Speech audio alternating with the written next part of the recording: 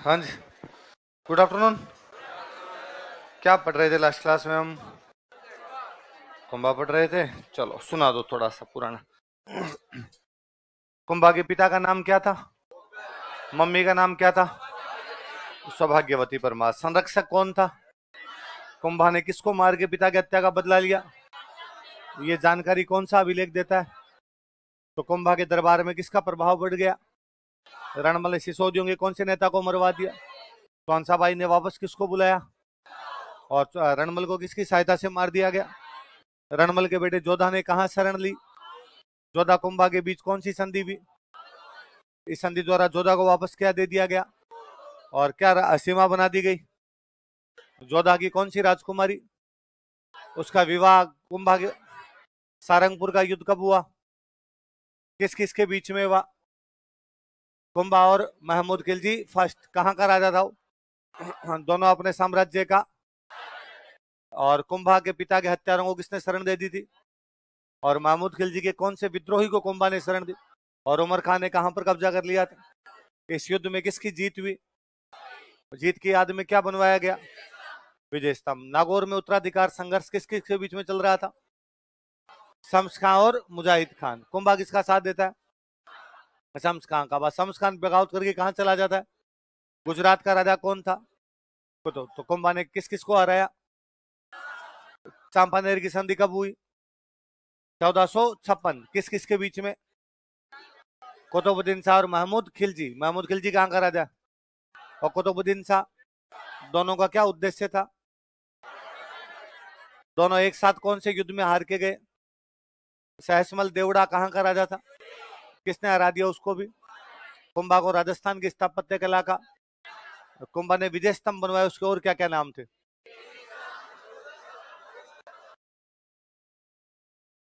विजय स्तंभ कब से कब के बीच बनाया गया था? उसकी ऊंचाई कितनी है?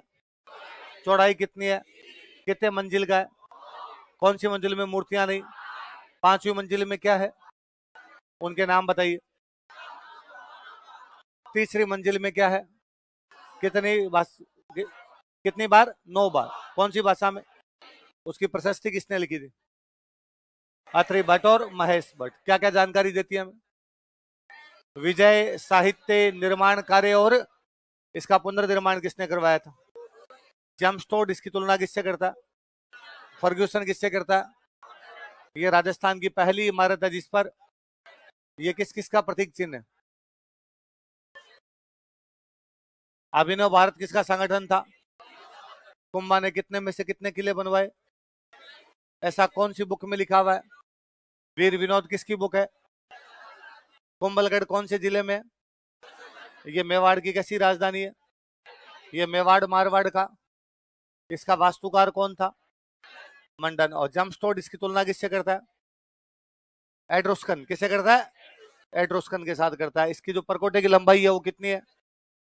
कितने घोड़े एक साथ दौड़ सकते हैं? ऊंचाई के बारे में अबुल फजल क्या कहता है? क्या गिर जाती है? पगड़ी। सबसे ऊंचा भाग क्या है इसका? उसमें खुद कौन रहता था? और ये इसे क्या कहा जाता है? इसकी प्रशस्ति किसने लिखी थी? और इसमें कुंभा को क्या बताया गया?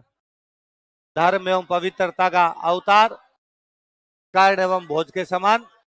इतनी बातें बड़ी। चलो आगे। हाँ, विक्ट्री टावर में, उसमें कीर्ति टावर लिखो। हाँ, दोबारा एक कीर्ति टावर। क्या बोलेंगे और? जैसे क्या ले सकते हैं अंदर, बताओ आप।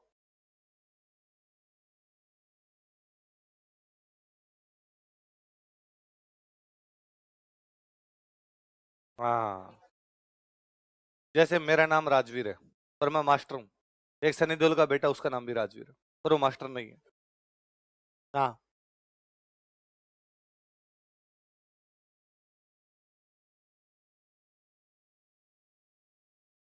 नेट नहीं देखना तो मैंने क्या कहा था? विकिपीडिया पे बहुत उल्टी पुल्टी बातें हैं।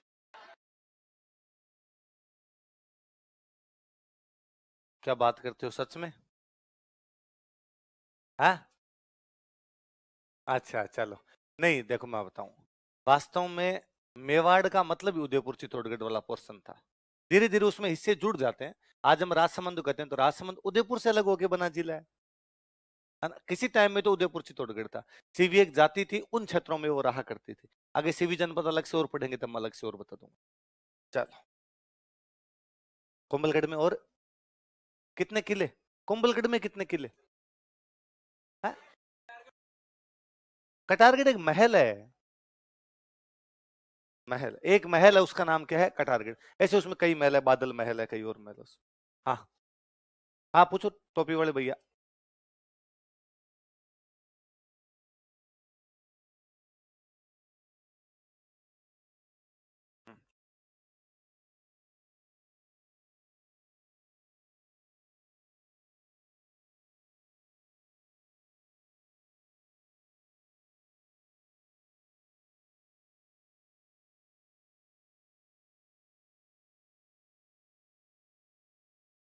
उसके कारण कहाँ युद्ध हुआ?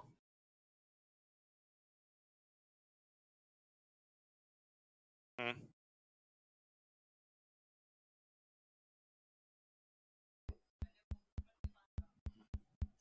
होता है, पहले भाइयों भाइयों में नहीं बनती, फिर बनने लग जाती है। एक बार सरपंच के चुनाव में अपने दूसरे की तरफ होते हैं, अगली बार दूसरे की तरफ होते हैं। खूब सारे केस होते हैं ऐसे तो। और बता। बस चलो। हाँ,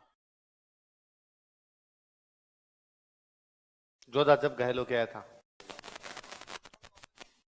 हाँ, पर इसका मतलब है कि वो जो जीत लिया उसने, उसको वेरीफाई कर दिया गया, मान ली गई वो बात, है ना। मंडोर जीत लेता है वो। मंडोर जीतने के बाद संधि हो रहा, पहले एक तो मैंने जीत लिया, फिर कुंभा ने कह दिया हाँ भाई तुम्हारा ही है, तुम रखो इसको, कि वापस लड़ाई वड़ाई नहीं होगी अब आगे। हाँ।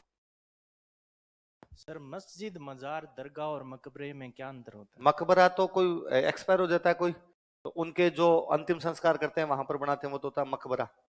जो संत हुआ करते थे, उन संतों की जो समाधियां होती है, उनको बोलते हैं दरगाह या मजार।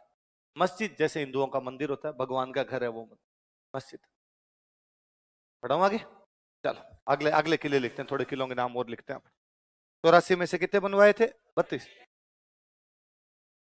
हाँ, कौन है तुम बताओ, पहला राणा कौन था? मेवाड़ में पहला राजा कौन बना इसने राणा लगाया? वो मेवाड़ का राजा था। हाँ, ऐसे नहीं पूछ सकती ना तुम कुछ भी। हम किसका इतिहास पढ़ रहे हैं? वो नेपाल का राजा है, नेपाल का इतिहास थोड़ी सिलेबस में। नहीं, इतना यूं दिमाग नहीं लगाना अपने फालतू में, काम काम की चीजों में दिमाग लगाना। चलो, एक किला लिख लिया था हमने कुंभलगढ़। अगला लिखो एक अचलगढ़। सिरोही में जगह पड़ती है अचलगढ़।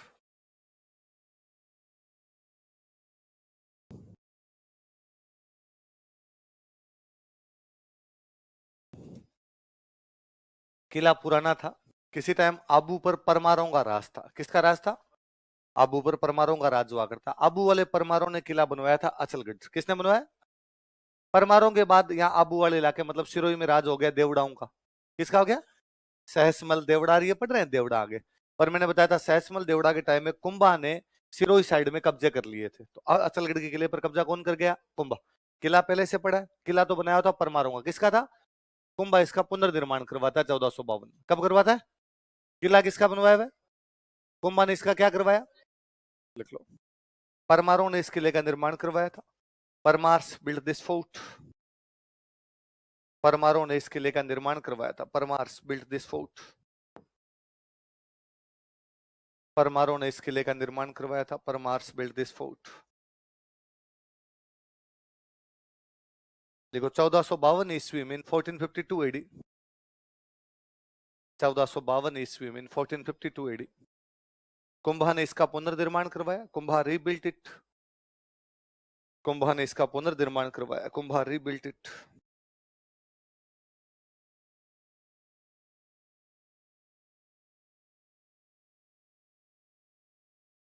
पुनर्निर्माण सही लिख।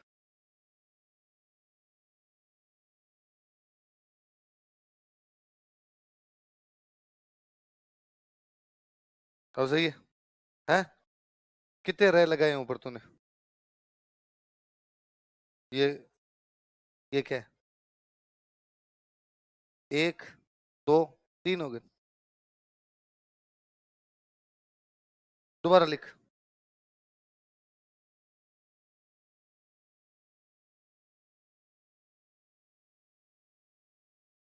तो सही है? पक्का? तुम बता। तू तो 1.5 से आना है तो, गलत। हाँ, और बताओ। और पुनर्निर्माण अंग्रेजी अंग्रेजी वालों को ठीक है। मैं बोल रहा हूँ पुनर्निर्माण, मैंने पुनर्निर्माण थोड़ी बोला। हाँ, ये पुनर्निर्माण है। नहीं तो मैं पुनर् बोल रहा हूँ। हाँ,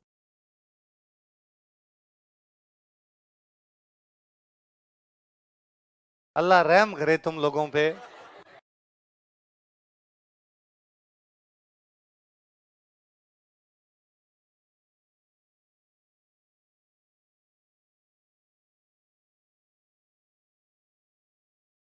भाई, पू न रे नी रे माण, जहां बोला जाता है उसे आगे लिखा जाता है।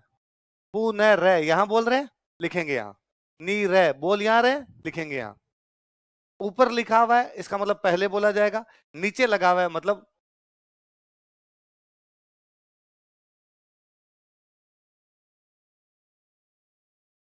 ये कहां बोल रहे हो? यहां? ये कहां बोल रहे हो? तो लिखते समय ध्यान दिया करें, जैसा हम बोलते हैं वैसा हम लिखें। तो कई तो क्या करते हैं, इसको लिखते हैं ऐसे।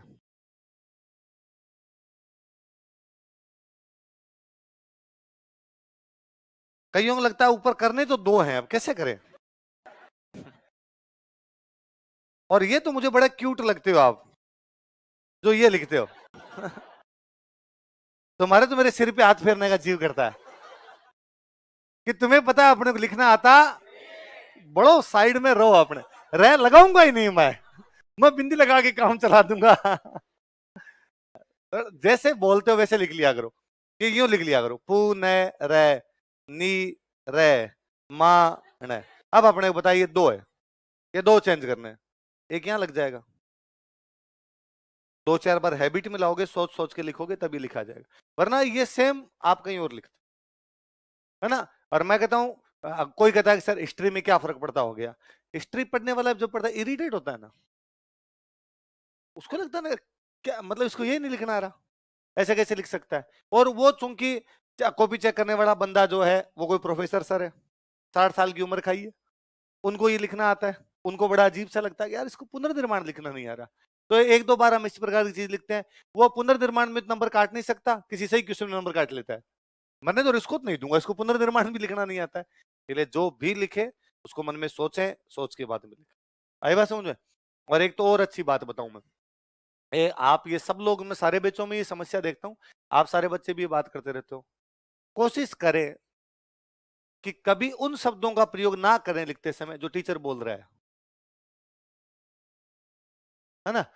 कि जैसे मैंने लिखवाया कि कुंभा ने महमूद खिलजी को हरा दिया, आप कोशिश करें आप लिखे कुंभा ने महमूद खिलजी को पराजित कर दिया, है ना। चेंज कर दें, कुंभा ने महमूद खिलजी को मात दी, कुंभा ने महमूद खिलजी को शिकस्त दी, कुंभा ने महमूद खिलजी को जीत लिया, महमूद खिलजी कुंभा द्वारा हरा दिया गया, महमूद खिलजी को कुंभा ने हरा दिया, महमूद खिलजी को कुंभा ने पराजित कर दिया। कितने प्रकार से सेंटेंस फ्रेमिंग है। पर आप एक लाइन में स्टीरियोटाइप हो जाते हो। इससे क्या है, इससे समस्या ही होती है। अब आप सारे बच्चों को, मैं तमाम बैच में देखता हूं, आपका एक ही बात पे ध्यान रहता है कि सर जो बोल रहे हैं वो लिखना है, इसके अलावा आसपास की बात पर तुम्हारा कोई भी ध्यान है नहीं। इसलिए मैं कई बार लिखवाता हूँ कुंभा ने महमूद खिलजी, पहले मैं समझाता हूँ पूरा ना। देखो सारंगपुर का युद्ध है, ये इधर से अटैक कर रहा है, ये इधर से कर रहा है, ये उमर खान है, ये चाचा मेरा, पूरी बात बताता हूँ। ऐसा कभी नहीं हो सीधा लिखवा के बोल गया, पहले मैं बताता हूँ, कहानी बताता हूँ, लिखता हूँ बोर्ड पे, फिर मैं आपको लिखवाता हूँ। आपको सारा समझ आ गया कि एक सारंगपुर का युद्ध है, इस युद्ध के अंदर ये कारण है, कुंभा महमूद खिलजी लड़ रहे हैं, कुंभा जीत रहा है, जीत के आदमी क्या बना रहा है, विजय स्तंभ। पहले मैं बोर्ड पे लिख देता हूँ, फिर मैं कहता हूँ अब लिखो। और मैं आप लिखवाना शुरू करता हूं, मैं कहता हूं बोर्ड पे उतार लो, आपने लिखा दिया सारंगपुर का, मैंने लिखवा दिया, मैं लिखा इस युद्ध में कुंभा ने महमूद खिलजी को हरा दिया था।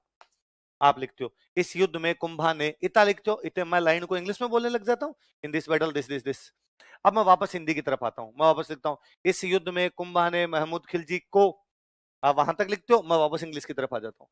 अब आपको भी पता है आगे लिखना है पराजित कर दिया, आपको भी पता आगे लिखना है हरा दिया, फिर भी आप मेरी तरफ देखते हो, बोल। और मान लो मैं ना बोलू ना तो स्टूडेंट कहता है सर महमूद खिलजी ने उसके आगे, सर मैं थोड़ा पीछे रह गया, कहां रह गया पीछे, सर कुंभा ने महमूद खिलजी को आगे क्या लिखूं, अगले दिन रोटियां खिलाई। सर ये तो नहीं लिख सकता, तो क्या लिखेगा, सर हराया था, तो लिख ले। वो जो सेकंड का टाइम बचता है आपके पास, आप जब खुद लिख लेते हो, इतने में वो लाइन याद हो जाएगी। फिर यदि स्टूडेंट अपने हिसाब से सेंटेंस फ्रेमिंग करता है तो नोट्स जल्दी याद होते हैं। अब आप पूरी एनर्जी इस बात पे लगा देते हो कि नोट्स अच्छे बनाने हैं, पूरी एनर्जी इस बात पे लगा दी आपने कि जैसा सर ने बोला है वैसा वैसा लिखना है ना, ये तो कभी होना ही नहीं चाहिए। मेरे तो याद है मैं जब खुद कभी क्लास में बैठता था, मैंने सर ने जो बोला वो लाइन कभी लिखी नहीं, लाइन का मतलब वो शब्द जो थे वो कभी लिखे नहीं। मैंने हमेशा कोशिश की, मतलब 80% मामलों, 20% अपवाद जरूर है, 80% मामलों में कोशिश की कि मैं थोड़ा बहुत ही सही उसको चेंज कर लूं। हाँ कोई मेंस का था, बड़ा आंसर कोई लिखवा रहे थे, उसमें भाई जल्दी जल्दी में लिख रहा था तो बड़ी जरूर, तो भी दिमाग में हाथों हाथ लगा था कि यार कुछ ना कुछ, कि सर ने कहा कि लिखो स्थापत्य कला, मैं लिख गया निर्माण कार्य, है तो बात वही, बनाने तो मकान ही है, अपने तो बताइए मकान ही तो बनेगा और क्या है। सर ने लिखवाया कि मान लो कोई कोई लिखवाया कि लिखो भाई कुंभलगढ़ का किला, आपने खाली लिखा कुंभलगढ़ दुर्ग, दुर्ग किला एक ही तो बात, कहीं लिखा ही नहीं, मैंने गढ़ लिख के छोड़ दिया, गढ़ भी तो वही है, क्यों लिखूं कुंभलगढ़ का किला, रिपीट क्यों करना है, कुंभलगढ़ अपने आप में किला है ना, बस वहीं पे लिख के छोड़ दिया। इससे क्या है, एक तो आप उस चीज पे सोचते हो यार मैंने लिखी है, वरना अब आप केवल ये कर रहे हो, सुन रहे हो लिख रहे हो, सुन रहे हो, आपके जो सोचने की क्षमता है वो पूरी तरीके से समाप्त हो चुकी है। इसलिए कोशिश किया करें, जैसे मैं लिखवाता हूं कि इस किले का कुंभा के लिए रणनीतिक महत्व था, और मैं किसके लिए, अरतन सिंह के लिए या अलाउद्दीन खिलजी के लिए, अलाउद्दीन खिलजी लिखा जाए, इस किले का अलाउद्दीन खिलजी के लिए रणनीतिक महत्व था। मैं अर्थ भी बताता हूँ कि देखो रणनीति का मतलब युद्ध की दृष्टि से महत्वपूर्ण था, क्यों लिखो रणनीतिक मतलब, आप लिखो ना युद्ध की दृष्टि से महत्वपूर्ण था।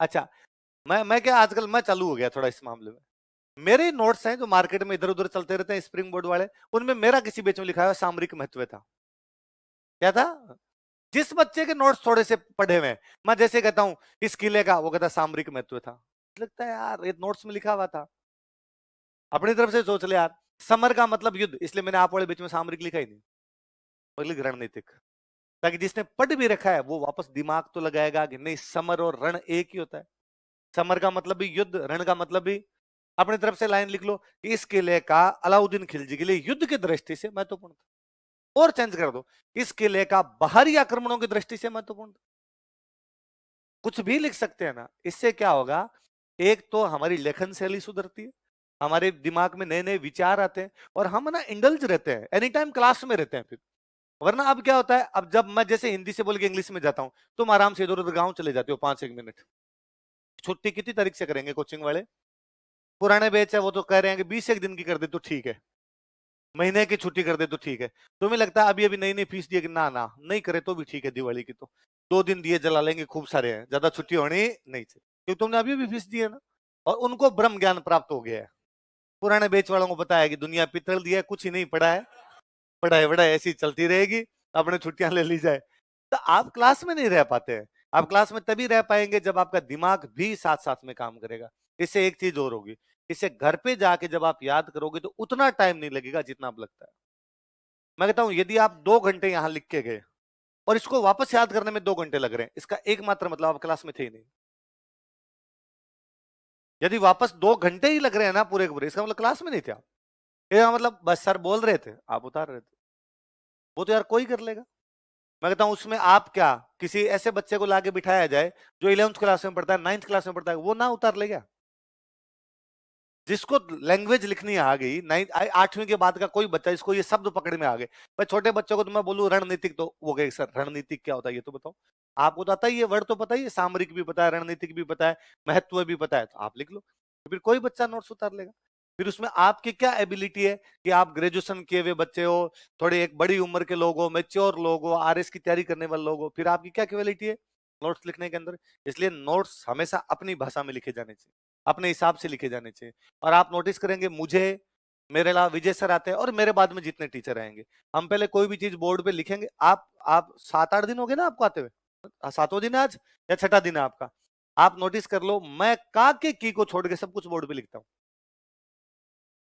मैंने रतन सिंह नाम भी बोर्ड पे लिखा है, लेकिन रतन सिंह लिखने की आवश्यकता नहीं है, मैं खाली बोल ही दूं लिख लो रतन सिंह, तो आप मुझे थोड़ी को सर रतन सिंह बोर्ड पे लिखो, आता है आपको भी रतन सिंह। पर मेरा ऐसा मानना है कि जब हम बोर्ड की तरफ देखते हैं फिर उतारते हैं, उससे है ना हमारी ऑडियो वीडियो विजुअल मेमोरी बनती है।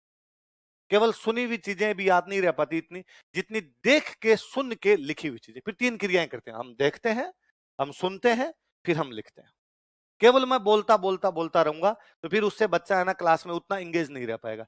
इसमें तीसरी चीज और जोड़ी है कि देखना है, सुनना है, खुद समझना है, फिर लिखना है, तो ज्यादा आ जाएगी अपने आप चीजें, और इतना टाइम मिलता है। आप और नोटिस कर लीजिए, मैं किसी एक लाइन को हिंदी इंग्लिश दोनों मिला के 6 बार बोलता हूं, वो 3 बार हिंदी में, 3 बार इंग्लिश में, तो यकीन मानिए आप पीछे नहीं रहेंगे। ऐसा कभी नहीं होगा आपको कि सर हम सोचेंगे इतने में आप आगे निकल जाओगे, सर नोट्स कंप्लीट नहीं हो पाएंगे। और यदि मैं आगे निकल गया, आप रोक लेना, आप कह देना कि सर रुको, ये वाला लाइन कंप्लीट करवाओ, मेरी कंप्लीट नहीं हुई, मैं सोचने लग गया था, फिर आगे बढ़ो। क्या होगा, ज्यादा से ज्यादा 18 महीने का बैच 19 महीने हो जाएगा, 20 महीने हो जाएगा, कुछ ही फर्क नहीं पड़ना। अपने 2 महीने एक्स्ट्रा पढ़ लेंगे, पढ़ाई तो की है, इधर उधर तो नहीं घूमे, 2 महीने ज्यादा पढ़ लिया तो भी कुछ ही नहीं, यही तो हो सकता है। भाई धीमे धीमे लिखवाएंगे तो टाइम पीरियड बढ़ जाएगा थोड़ा, कोई बात नहीं, तो हमें दिक्कत है इससे, न कोई आपको दिक्कत होनी चाहिए। पढ़े ही थे, हमने हमारा टाइम वेस्ट किया, पर इससे आपको घर पे जो रिवीजन का समय होता है वो ज्यादा मिलेगा, आपको चीजें याद करने में आसानी ज्यादा रहेगी। इसलिए हर सब्जेक्ट में, इकोनॉमी भी जब लिख रहे हैं तो इकोनॉमी की जो पर्टिकुलर इकोनॉमी की टर्म है, अब भाई वो तो वही लिखनी पड़ेगी, उसमें तो अपने को चेंज नहीं कर सकते कि भाई रेपो रेट है तो अपने क्या लिखनी पड़ेगी, रेपो रेट है ना, मुद्रास्फीति है तो उसको अपने क्या लिखना पड़ेगा, मुद्रास्फीति, उसमें अपनी तरफ से कोई भी चेंज करना नहीं। पर बाकी चीजें तो अपने हिसाब से होता है, गया था, किया था, हुआ था, इस प्रकार की चीजें तो अपने हिसाब से चेंज की जा सकती है ना। अपने हिसाब से चेंज करोगे, दिमाग लगाओगे, इसकी जगह क्या लिखा जाए। मैं जब लिखवाता हूं कि भाई उसने इस किले का पुनर्निर्माण करा, आप लिख लो दोबारा बनवाया, वही तो बात, पुनः, दोबारा, निर्माण, बनवाया। मैंने अभी बोला परमारो ने किला बनवा दिया था, कुंभा इसको दोबारा बनवाता है, 2 लाइन है, आप एक में करो ना, परमारो द्वारा बनाया गया किला कुंभा द्वारा दोबारा बनवाया गया, और शॉर्ट करो, परमारो द्वारा निर्मित किला कुंभा द्वारा पुनर्निर्मित किया गया, 2 लाइन एक में लिख गए। पर वो आपको सोच के लिखनी पड़ेगी, ये आप चाहते नहीं। आप चाहते हो देख तेरे को 1 लाख रुपए दिए, पंचायती मत कर, बोल और लिखा, एक एक शब्द तू बोलेगा तभी हम लिखें, हमारा ही दिमाग लगाते तो तेरे को रुपए क्यों देते रहे। ये नहीं करना भाई, इसमें तेरा घाटा मेरा, याद रखोगे ना बात, है ना। तो नोट्स हमेशा अपने हिसाब से बनाने, नोट्स ऐसे होने चाहिए कि आपके पड़ोसी से आपके शब्द ना मिले। इसका मतलब ये भी नहीं है कि पड़ोसी ने कुंभा लिखा आप संगा कर दो कहा मिलने तो नहीं दूंगा सर, मैं एक बार मौका दो आप, यदि ऐसा कर सकता हूं मैं राधा चेंज कर दूंगा सर, पद्मिनी, मैं पद्मिनी की जगह दूसरा लिख दूंगा सर। नहीं, वो जो नाम है हिस्ट्री का नाम है वो तो वही रहेगा, जो लैंग्वेज है उसको मैं मेरी तरफ से चेंज कर लूंगा। सर ऐसा कभी नहीं होगा कि मैं आपको समझाऊंगा नहीं, और नहीं समझाए तो मास्टर को रोक लिया करो आप, पहले समझाओ फिर लिखो, है ना। तमाम टीचर ऐसा करेंगे, यदि कोई टीचर नहीं कर रहा है, चल मैं कर रहा हूं मुझे रोक ले आओ, मेरे अलावा दूसरा कर रहा है उनको रोक ले ना, सर पहले चीज समझाओ उसके बाद लिखाओ, वरना हमें नहीं लिखनी। 15 मिनट एक्स्ट्रा लग जाएंगे पर वो टॉपिक अपने ढंग से समझ में आ जाएगा। और एक टॉपिक को ढंग से समझ में आने का मतलब है आगे कहीं आधा घंटा बच जाएगा, है ना, क्योंकि चीजें सारी जुड़ी भी होती है। कि भाई ये मैं जब शुरुआत में रतन सिंह के वो कारण बताता हूँ कि देखो वह अपने साम्राज्य का विस्तार करना चाहता था, है ना, तो अब मैं पूरी लाइन लिखवाता हूँ, आगे मैं इस किसी लाइन को खा जाऊंगा, मैं केवल इतना लिखवाऊंगा उसके साम्राज्यवादी नीति। तो मैं जानता हूं, अब मैंने बता दिया साम्राज्य विस्तार क्या होता है, एक जगह लिख के आया था, अब अपने खा जाते हैं, वो मैं 3 मिनट कहीं ना कहीं निकालूंगा, क्योंकि मेरे को पता है मेरा कोर्स कितने दिनों में क्या कंप्लीट हो जाते, वो मेरे दिमाग में सब ढांचा रहता है। तो मैं जब आपको खाली अलाउद्दीन के आक्रमण के कारण लिखाता हूँ उसमें आधा घंटा खा जाता हूँ, तो मेरे को वहां लगता है कि यार ये आधा घंटा यहाँ इन्वेस्ट है मेरा, कि मैं वेस्ट नहीं कर रहा, इन्वेस्ट कर रहा हूं, क्योंकि आज इनका दूसरा दिन है, तीसरा दिन, इनको समझाने जरूरी कारण होते क्या है, कारण कैसे लिखे जाते हैं। आगे जब और कहीं लिखवाएंगे अपने किसी दूसरे युद्ध के कारण लिखवा देंगे कि सांगा और बाबर के बीच में लड़ाई क्यों हुई, वहां अपने समझाने की आवश्यकता, आपने लिखो लिखो साम्राज्य विस्तार की नीति। आप नहीं तो आप मेरे से पूछोगे सर साम्राज्य विस्तार क्या होता है, आपके समझा हुआ है ना, मुझे दोबारा बताना क्या होता है, मुझे दोबारा नहीं बताना कौन किधर से इधर आ जाता है। आपको बताओगा हाँ राजाओं के खिलाफ बगावत होती थी, इधर वाला इधर आ जाता था, इधर वाला उधर चला जाता, तो वो टाइम अपना बराबर आ जाएगा कहीं ना कहीं, पर आप भी थोड़ा सा ध्यान दिया कीजिए। इसलिए किसी भी सब्जेक्ट के नोट्स बनाओ, अपना दिमाग लगा लगा के बनाने हमेशा नोट्स। तो इससे क्या है, क्लास में तुम्हारे एक्टिवनेस ज्यादा रहेगी, और सबसे अच्छा तो वही बात है, घर पे जाके अब 4 घंटे पढ़ते हो, घर पे जाके वापस इनको 4 घंटे पढ़ते हो, ये टाइम बच जाए। तो अभी क्या है, शुरू शुरू में तो आपको पता नहीं चलता इन चीजों का, थोड़े दिनों में दिक्कत कहाँ आएगी, थोड़े दिनों में दिक्कत तब आती है कि मान लो मैंने 20 दिन का पढ़ा दिया, और 20 दिन का या 15 दिन पढ़ा दिया, अब जैसे मान लो मंडे को आपको कहते टेस्ट लेंगे, तो आपको पूरे रिवीजन करना है, वो पीछे वाला पूरा रिवीजन करना। शुरू शुरू के टेस्ट में हो जाता है, रिवीजन भी हो जाता है, आप भी नए नए होते हो, जोश होता है, 15 दिन पढ़ा होता है, मैं भी डेली आगे रखते मरवाता हूँ, हो जाता है। अगले 7 दिन बाद 15 दिन हमने कहा इकोनॉमी का टेस्ट हो, ये दो। अब मान लो 1.5 महीने बाद में मैंने या विजय सर ने कहा भाई हमारा सिलेबस खत्म, अब नया मास्टर आएगा, अब हम पढ़ाएंगे आपको पॉलिटी। अब हमने पॉलिटी शुरू कर दी, तो आप घर पे जाके पढ़ोगे पॉलिटी, फिर हम कभी बीच में आपको कहते हैं अब हिस्ट्री का टेस्ट है,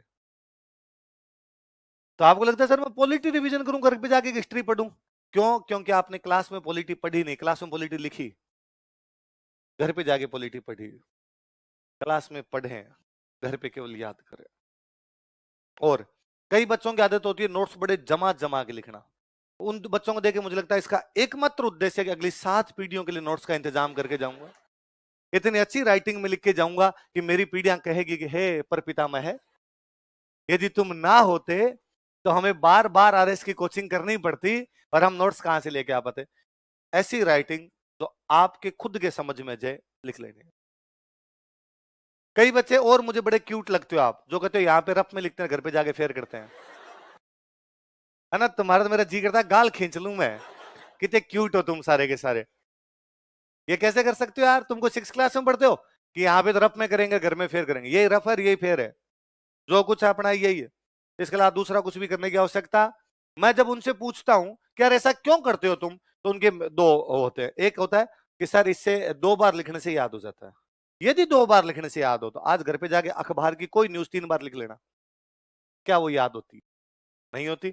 इसका मतलब याद तभी है जब आप क्लास में बैठे थे, याद तभी है जब आपने क्लास में ढंग से सुना था, और कोई भी तरीका याद करने का आपका क्लास में ध्यान था, 2 घंटे तक वहीं बैठे रहे आप एक जगह टिक के, इसलिए याद हुआ है, इसमें और किसी की कोई योग्यता, आप लिखने को क्रेडिट मत दीजिए, अपने दिमाग को क्रेडिट दीजिए। दूसरा उसका ये होता है कि सर मेरी राइटिंग खराब है, जब 20 साल में ना सुधरी, तुम्हें लगता है घर पे जाते ही उसमें अलग आ जाएगा? अभी राइटिंग ऐसी होनी चाहिए जो खुद के समझ आ जाए, खुद का लिखा हुआ खुद के समझ आ जाता है।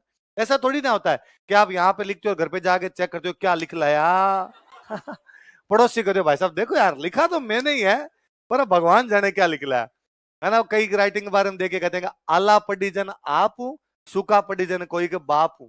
आला मतलब गिले गिले थे तब तो खुद से नहीं पढ़े गए, और सूखने के बाद तो कोई बाप भी उसको पढ़े, इतनी बुरी तो अपनी या नहीं, अपनी तो पढ़ ही लेते हैं। एग्जामिनर वाली राइटिंग तो ऐसी होगी आपकी जो आपको ही नहीं समझ में आएगी, कारण कि पेपर इतना लेंदी होता है कि आपकी राइटिंग वैसे खराब हो जाती है। और मैं है? कोई बात नहीं, जिनकी राइटिंग खराब है वो ज्यादा राजी रही है, क्योंकि उनका सिलेक्शन जल्दी होगा। मैंने यहाँ किसी को राइटिंग खराब की वजह से सिलेक्शन रुकते आज दिन तक नहीं देखा, उल्टा मुझे लगता है जिनकी राइटिंग खराब थी उनके सिलेक्शन फटाफट हो गए, उनको बेनिफिट ऑफ डाउट मिला, एग्जामिनर लगा कुछ सही लिखा ही होगा समझ नहीं आ रहा था उसको। और कोई देखो एक तो था कोई मोती जैसे अक्षरों में पुनर्निर्माण गलत लिखे, तो मैं पकड़ लूंगा अरे क्या रे यहाँ रे लगा, और कोई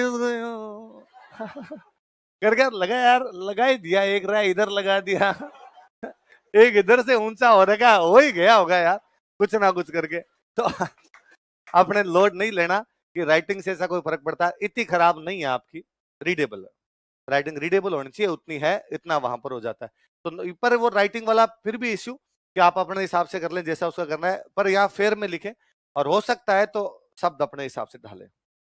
आप कहेंगे मैं वैसे ही धीमा लिखवाता हूं, नहीं लिखवाता तेज, मेरे साथ एक समस्या जरूर है कि मैं तेज बोलता हूं, है ना। मैं वो पोज नहीं लेता बीच के अंदर, बहुत जल्दी जल्दी बोल जाता हूँ। अलाउद्दीन खिलजी ने उसको हरा दिया था, पर मैं उस लाइन को इसलिए 2-3 बार बोल देता हूँ कि मैं जानता हूँ यार मेरे से अब ये नहीं सुधरेगा। कि जैसे आप दिलीप सर से पॉलिटी पढ़ोगे ना, तो आपको लगेगा दिलीप सर एक और दूसरे शब्द के बीच में जाने में रुक गए हों, जैसे वैसे ही प्रस्तावना, फिर सर शांत रहेंगे, मैं लिखित, तो धीमे धीमे धीमे धीमे धीमे धीमे बोलते। तो मेरी अपेक्षा 2 ही लाइन बोलेंगे, मैं 3 बोल रहा हूं तो सर 2 में खत देंगे, तो आप क्यों जाए। वो अलग अलग है कि मैं 1 मिनट में ज्यादा फ्रीक्वेंसी में वर्ड बोल रहा हूँ, सर कम बोल रहे हैं तो सर उतना रिपीट कम कर रहे हैं, मैं रिपीट ज्यादा कर। तो वो मेरे को मेरी कमजोरी जल्दी समझ आई कि यार अपने से धीमे धीमे नहीं बोला जाएगा, अगर बोलेंगे तो अपनी खुद की रिदम खो देंगे, अपने समझा नहीं पाएंगे। तो अपने इस लाइन को 2-3 बार बोल दे, आप कहोगे अपने 3 की जगह 4 कर लेंगे, और ये भी जरूरत नहीं पड़ेगी। मैं कहता हूँ स्टूडेंट के और मेरे बीच में 5-6 दिन लगते हैं इसको आने में, कि 5-6 दिन उसको लगता है सर क्या बोल गए। 5-6 दिन बाद में मैं यदि धीमे बोलूं तो वो कहता है सर सही आ जाओ यार, सही रिदम में आ जाओ, जैसे आप बोलते हो वैसे आ जाओ। अपनी फ्रीक्वेंसी मैच कर जाती है, अपने कानों में जैसे सब सुनते हैं वैसे वैसे लिखने लग जाते हैं। पर आप कोशिश क्या करें, देखो अभी उम्र है, आपके पास समय है भाषा सुधारने का, वरना एक अटेम्प्ट कईयों को हो जाते हैं, फिर ना तो समय मिलता है ना उम्र होती है। एक ये उम्र लर्निंग प्रोसेस में सबसे अच्छी है, इसमें कुछ भी सीखोगे ना सीख लोगे, कुछ भी पढ़ोगे ना पढ़ लोगे, कुछ भी नया ट्राई करने की कोशिश करोगे ना नया ट्राई कर जाओ। भाषा सीखनी, कुछ सब्जेक्ट पढ़ना, साहित्य पढ़ना, ये गोल्डन एरा है। जैसे अब जैसे जैसे ढलती है ना, उसके बाद बंदा वैसे हो जाता है, मतलब स्थिरता आ जाती है उसकी, और उसको लगता है ठीक है यार जैसा जो चल रहा है स्टेबिलिटी है, वह मरने दे, हम नया कुछ भी ट्राई नहीं करना, अभी कर सकते हो। इसलिए कम से कम और नहीं तो हिस्ट्री वाले नोट्स में कर लिया कि आपका तो सर इकोनॉमी में वर्ड भारी भरकम होते हैं सर, वो लिख लें वही बहुत बड़ी बात है, कहाँ चेंज अपने सिंपल ये हरा दिया जीत गया, यही तो आक्रमण कर दिया चढ़ाई कर दी। तो मैंने लिखा अलाउद्दीन खिलजी ने आक्रमण किया, आप लिखो ना अलाउद्दीन खिलजी चित्तौड़ अभियान के लिए आया। अभियान आक्रमण एक ही होता है, इससे और नहीं तो पर्यायवाची याद हुए, हिंदी में काम आएंगे कहीं पे पर्यायवाची लिखने का। स्टूडेंट वरना दिमाग ही नहीं लगाता। और आगे मैं उसको कहता हूं कि इस पुस्तक से अलाउद्दीन खिलजी के दक्षिण अभियानों की जानकारी मिलती है, वो मेरे से वापस सर अभियान आक्रमण सेम ही बात है, वो की वो बात है। तो करोगे ट्राई थोड़ी थोड़ी, है ना। आपने 2-4 दिन यदि आगे पीछे भी हो टाइम लगे आपको, तो मेरे मेरे कह देना सर रुक जाओ ये वापस समझा दो, अपने वापस समझाएंगे, पर थोड़ा थोड़ा कोशिश करो। ये जरूरी नहीं कि एक दिन में आपको रामानुजाचार्य बन जाओगे, चीजों को सीखने में बड़ा समय लगता है। धीरे धीरे मैं कहता हूं 6 महीने में जाके आपके ये प्रोसेस आएगा दिमाग में कि हाँ पहले सुनना है, फिर बोर्ड पे देखना है, फिर लिखना है, और लिखते समय सोचते सोचते लिखना है, पहले सोचना है और बाद में लिखना है। क्योंकि अभी आपकी प्रोसेस 3 ही बातें कर रही है, सुनना है, देखना है, लिखना है। वो है नहीं, आ जाएगी धीरे धीरे ढालोगे, 5-7-10-20 दिन के अंदर अपने आ जाएगी, फिर अपने आप दिमाग चलेगा। फिर आप अखबार पढ़ोगे, उसमें कोई शब्द देखोगे ना तो आपको लगेगा ये कल ट्राई करूंगा, है ना। अब आप कई बार नहीं होता कि वाक्यों में प्रयोग प्रयोग कीजिए, मुहावरे लोकोक्तियार अपने क्यों करवाते वाक्यों में प्रयोग, या वाक्य में प्रयोग करो सीख जाओगे, वरना वो सीखोगे कैसे। इंग्लिश जब भी कोई टीचर इंग्लिश सिखाता है तो इंग्लिश वाले हमेशा कहते हैं कि भाई बोर्ड पे इंग्लिश देखी और कॉपी में लिखी, इससे नहीं सीखोगे। ये जो मैंने वर्ड सिखाया इसको बार बार बोलो, इसको बार बार यूज में लो, तो आपके दिमाग में आ जाएगा हाँ यार ये वर्ड यहाँ पर इस प्रकार से डालना है, अब इस प्रकार का कोई तीसरा वर्ड आएगा मल कर दूंगा ऐसा कैसा। तो थोड़ा हैबिट के अंदर ले आओगे थोड़ा। चलो क्या लिखा लास्ट में बताओ। हाँ 1452 में कुंभा ने इस किले का क्या करवाया था, पुनर्निर्माण। इस किले में 2 मूर्तियां लगी हुई, एक तो कुंभा की, एक कुंभा के बेटे की। कुंभा के बेटे का नाम था उद्दा, क्या नाम था, तो किस किस की मूर्तियां, कुंभा और उद्दा लिख लो। इस किला में कुंभा तथा उसके बेटे उद्दा की मूर्तियां लगी हुई है। Statues of Kumbha and his son Udda are located in this fort. इस किले में कुंभा तथा उसके बेटे उद्दा की मूर्तियां लगी हुई है। Statues of Kumbha and his son Udda are located in this fort. Kumbha तथा उसके बेटे उद्दा की मूर्तियां लगी हुई है। ये जो मूर्तियां इनको बोलते हैं सावन भादो, क्या बोलते हैं, कोष्टक में लिख लो सावन भादो। किन मूर्तियों को क्या कहा जाता है, तो क्या कहा जाता है इनको सावन। तो अब कोई आपसे पूछेगा सावन भादो नामक मूर्तियां कहां पर लगी हुई है, तो कहां पर लगी हुई है, अच्छा। और ये अपने 2 इस प्रकार की कोई चीजें होती है उनको सावन भादो कहने की परंपरा है रही। कभी करणी माता का मंदिर है देशनोक, वहां जाना, वहां 2 मिठाई बनाने के लिए कढ़ाई रखी हुई है, उन कढ़ाइयों का नाम ही कर रखा है सावन भादो। 2 चीजें हैं, तो दीघ में महल बने हुए 2 महल है एक साथ, नाम क्या रख दिया सावन बार। वैसे दो मूर्तियां हैं तो नाम क्या कर दिया इनका? सावन बार। तो कुंभार उद्दा की मूर्तियां क्या कहा जाता है उनको? अगला किला लिख लो। अब मैं 2-3 किलों के बारे में नाम लिख रहा हूं, आप उतार लीजिए।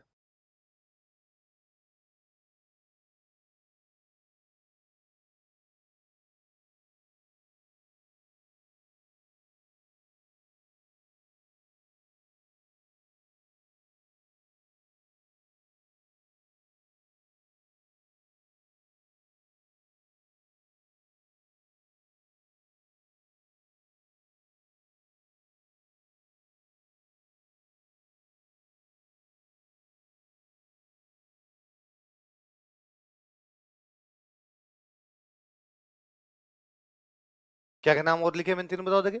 बसंतगढ़, मचान और भोमट उदयपुर में, बाकी दोनों सिरोही में। भोमट का पठार है उदयपुर साइड में। आगे अपने और पढ़ेंगे भोमट का पठार ज्योग्राफी में।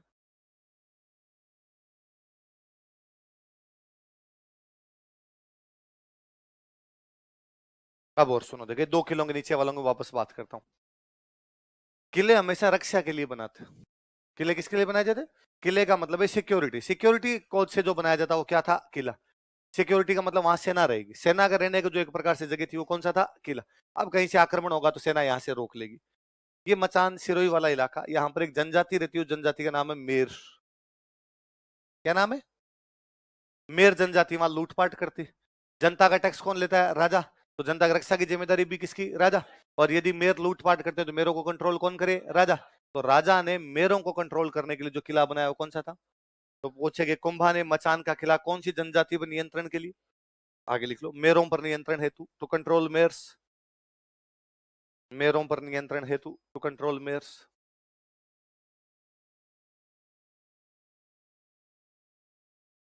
मेरों पर नियंत्रण हेतु, टू कंट्रोल मेयर्स।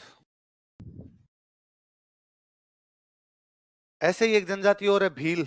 कौन सी जनजाति है? भीलों पे कंट्रोल करने के लिए जो किला बनाया गया उस किले का नाम क्या है? बहुमठ। तो आगे लिख लो, भीलों पर नियंत्रण हेतु, टू कंट्रोल भील्स। है, लूटपाट कर लेते हैं क्षेत्र में, जनता को लूटपाट कर लेते तो भी जनता को बचाना ही पड़ेगा। भीलों पर नियंत्रण हेतु, टू कंट्रोल भील्स। कोई व्यापारी वहां से निकल रहे होते हैं, उन पर आक्रमण करके चीजें छीन लेते हैं। आक्रमण का मतलब यही थोड़ी है कि सेना लेके आए और राजा पर आक्रमण किया। आक्रमण का मतलब है जनता को परेशान करना, ये भी तो हो गया। तो जनता को सुख सुविधा देना या जनता को सही सलामत रखना भी किसकी जिम्मेदारी है? भाई दो चीज होती है, एक सेना और एक पुलिस। अभी तो दो है ना, बाहरी आक्रमण हो तो सेना, अंदर कानून व्यवस्था मेंटेन करनी है। पहले दोनों ही राजा था ना भाई, तो राजा ने पुलिस का काम भी तो करना है, जनता को सुविधा देनी चाहिए। तो मेरों पे नियंत्रण के लिए कौन सा? मचान। और भीलों पे नियंत्रण के लिए कितने में से कितने किले थे? तो 32। ये मुख्य मुख्य किले पढ़ लिए। इन किलों की कुछ बातें और है, वो अपने जब किले पढ़ेंगे वहां पर और पढ़ लेंगे अपने, है ना। अब लिखो मंदिर कौन कौन से बने कुंभा के टाइम, लिखो मंदिर, टेम्पल्स।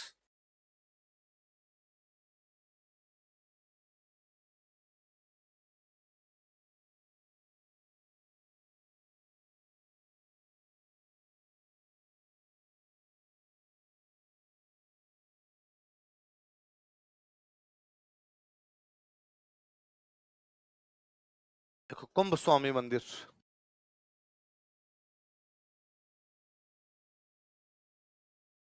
ये भगवान विष्णु के मंदिर है भाई। कुंभा ने विजय स्तंभ भी किसको डेडिकेट किया था? तो उसने कुंभ स्वामी मंदिर 3 जगह बनवाए थे। बताओ कुंभा की राजधानी कौन सी है? चित्तौड़। कौन सी है? चित्तौड़। तो उसने देख कौन से किले में बना दिया? चित्तौड़। संकटकालीन राजधानी कौन सी है? तो एक ये मंदिर कहां पर बना दिया? कुंभलगढ़।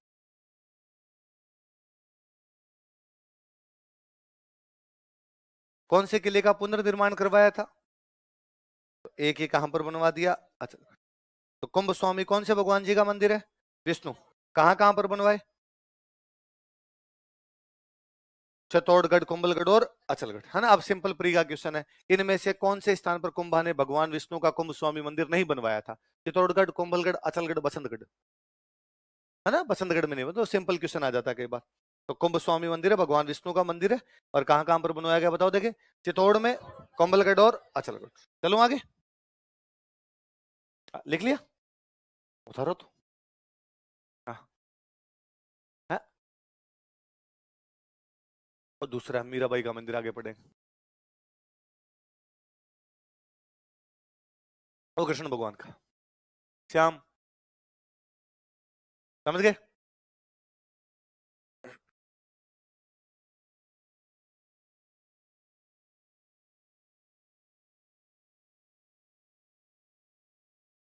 क्या क्वेश्चन है?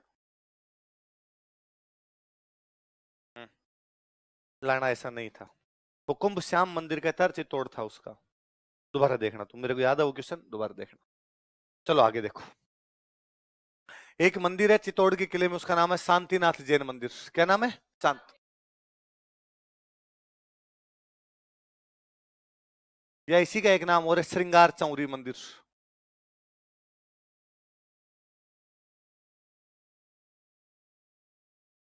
उतार लो ऐसे कैसे, फिर मैं समझाता हूं।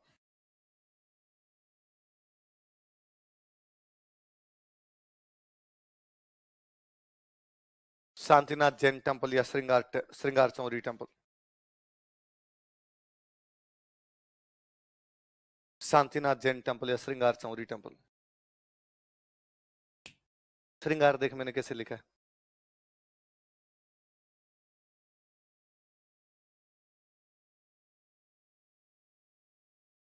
देखो, तो मैं पहले तुम्हें हिंदी पढ़ा दूं यार, ठीक है? ये स है, क्या है? ये लगा सकते हैं या ये लगा सकते हैं। ये लगा तो इसका मतलब रे, ये लगा तो इसका मतलब री, ठीक है? तो जब आप ये लगाते हो श्रवण कुमार, श्रृंगार, क्या बोलते हो? यदि हम दोनों लगाते हैं इसका मतलब रे भी लगा दिया, री भी, सर री, तब तो क्या बोल रहे हो? श्रृंगार। ऐसे थोड़ी लिखा है, श्रृंगार है कि श्रृंगार है? फिर तो एक ऊपर और लगा ले, सर करता।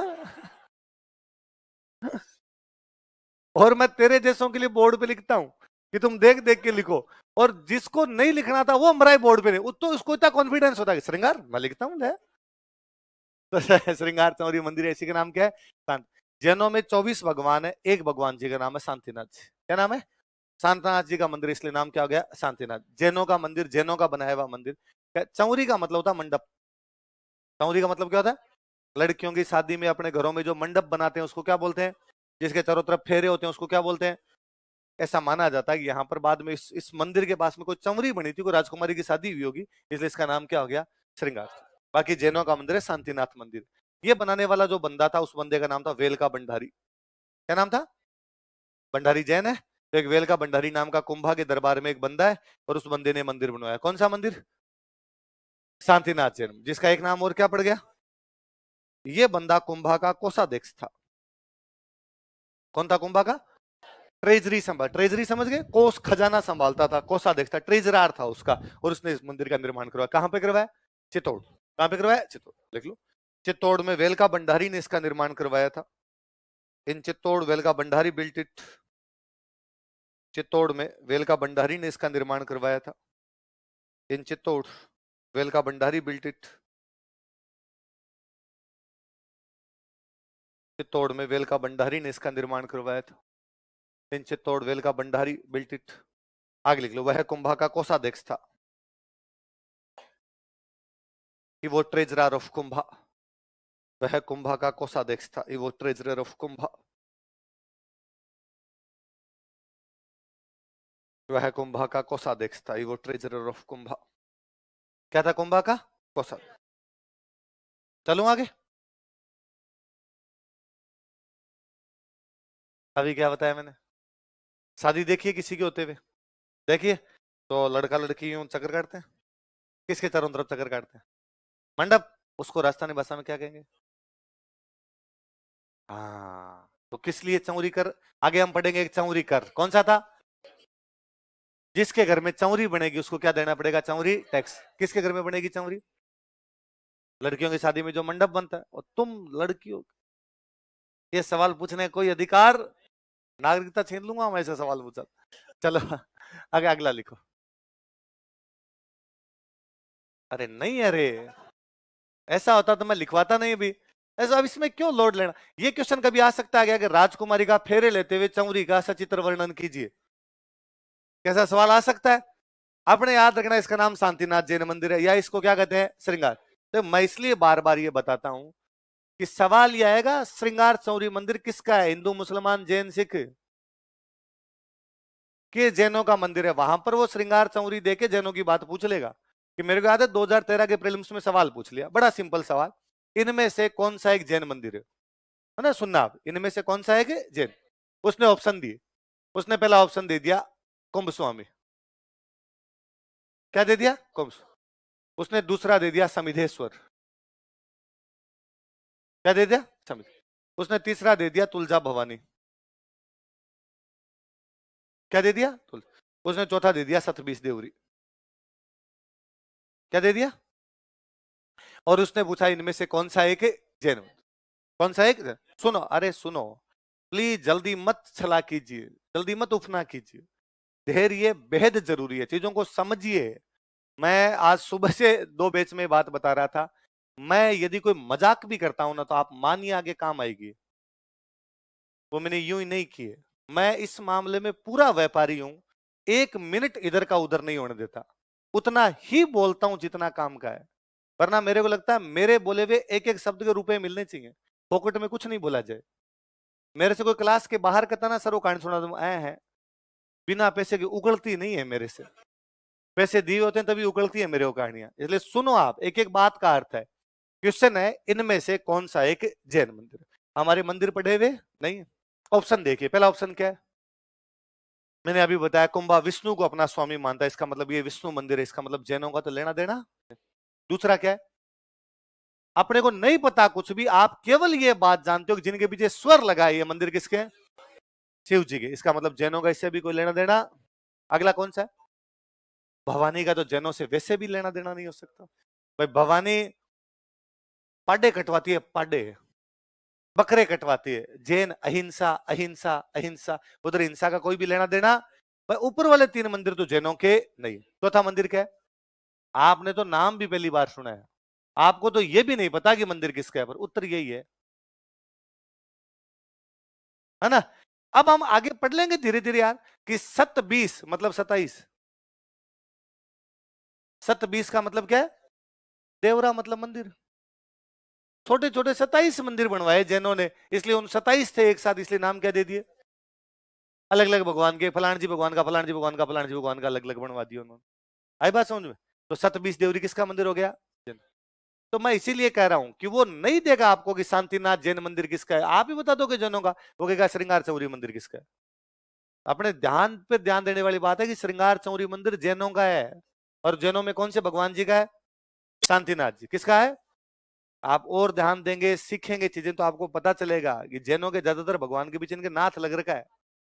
आदिनाथ, आगे कोई पढ़ेंगे मल्लीनाथ, आगे पढ़ेंगे हम नेमीनाथ, आगे हम पढ़ेंगे पार्श्वनाथ, आगे हम पढ़ेंगे संभवनाथ, आगे हम पढ़ेंगे सुमतिनाथ, आगे पढ़ेंगे संभवनाथ, खूब सारे नाथ पढ़ेंगे। ये आपने पढ़ रहे हैं अभी शांतिनाथ, समझ में तो आ रही है चीज, सुपार्श्वनाथ है, सुपार्श्वनाथ चरितम, अलग अलग चीजें हम पढ़ेंगे। चीजें धीरे धीरे धीरे धीरे आपके दिमाग में घुलेगी। फिर कभी क्वेश्चन आएगा, मैं कहता हूं क्वेश्चन कभी वैसा नहीं आता जैसे नोट्स में लिखा हुआ है, वो लैंग्वेज चेंज करता है। कि वैसा का वैसा क्वेश्चन जैसा नोट्स में लिखा वैसा तभी पूछा जाएगा जब पेपर मैं बनाऊं। कि फिर मेरी मेंटेलिटी नोट्स लिखवाने की और मेरे क्वेश्चन की मेंटेलिटी सेम होगी। यहां पे तो मैं बताता हूं टेस्ट सीरीज में जो आपसे क्वेश्चन पूछेगा ना उसकी लैंग्वेज भी ये नहीं होगी, क्योंकि टेस्ट सीरीज वाला बंदा अलग बैठा है, मैं चीजों को अलग प्रकार से सोचता हूं, वो चीजों को अलग प्रकार से सोचता है, एग्जामिनर और अलग प्रकार से सोचता है। ये वहां पे अपना क्विक डिसीजन होता है कि यार ये बात जो हमने पढ़ी है वो ही पूछ रहा है कि दूसरी है। इसलिए हर चीज पे ध्यान दिया करें, सुना कीजिए चीजें। कौन किसकी राजकुमारी, कौन सी राजकुमारी की चौरी मंडी, ये सवाल आज पूछा जाए कल पूछा जाए, ज्यादा काम की बात है। श्रृंगार चौरी मंदिर एक जैनों का मंदिर है, एक जैन वेल का भंडारी है, तो कुंभा का क्या है। आप पुनः सोचिए, ये बात आगे मेंस में लिखेंगे कि कुंभा एक सेक्युलर राजा है, उसका कोषाध्यक्ष जैन है। कुंभा एक सेक्युलर बंदा है भाई, धर्मों में बीच में किसी भी प्रकार का भेदभाव करता, वो अपने किसी विजय स्तंभ में अरबी भाषा में 9 बार अल्लाह लिखवा देता है, और उसका एक कोषाध्यक्ष का मतलब पैसे टक के लेके बैठा है। वो तो विश्वास वाला आदमी होना चाहिए। वैसा भी कर सकता है कि दूसरे धर्मों पे मेरे को विश्वास नहीं है, मैं केवल मेरे धर्म के लोगों को ही कोषाध्यक्ष बनाऊंगा और किसी को बनाऊंगा, वो बना रहा है। मतलब वेलका भंडारी मेरा कोषाध्यक्ष, सर वेलका भंडारी को इतनी छूट भी दे रहा है कि तू मेरे किले के अंदर तेरा मंदिर बना ले। और वो मंदिर कौन सा है, कौन सा मंदिर है ना। इसलिए जब भी कोई चीजें लिखो उन पे इतनी जल्दी रिएक्ट मत किया करो, उन पे सोचा कीजिए, क्योंकि आप वाली तैयारी केवल ऑब्जेक्टिव एग्जाम की तैयारी नहीं है, ये सेम चीजें मेंस में काम आएगी, सेम की सेम बातें आपके इंटरव्यू में काम आएगी, है ना। कई बार स्टूडेंट कहता है कि सर इंटरव्यू की तैयारी, ये इंटरव्यू की है जो डेली आप सुनोगे 18 महीने के दौरान जो कुछ आप सुनोगे, इसका मतलब किसकी तैयारी कर रहे हो। ये एक प्रोसेस है, कब आपके विचार बदल जाएंगे, कब चीजें आपके नई नई जुड़ जाएगी, आपको खुद को ही नहीं पता चलता। धीरे धीरे हम चीजें सीख जाते हैं। आई समझ में बात। चलो अगला लिखो, लिखो रणकपुर जैन मंदिर।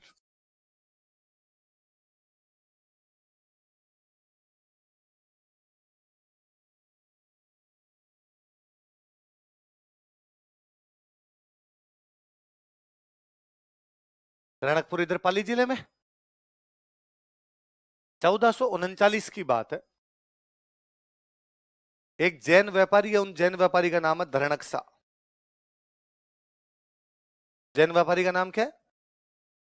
कुंभा के पास आए, कुंभा को कहा राणा जी मैं बिजनेसमैन हूं, थोड़ी जमीन दान में दो ताकि मैं वहां पर क्या बना सकूं, मंदिर। क्योंकि जमीन का मालिक होता राजा।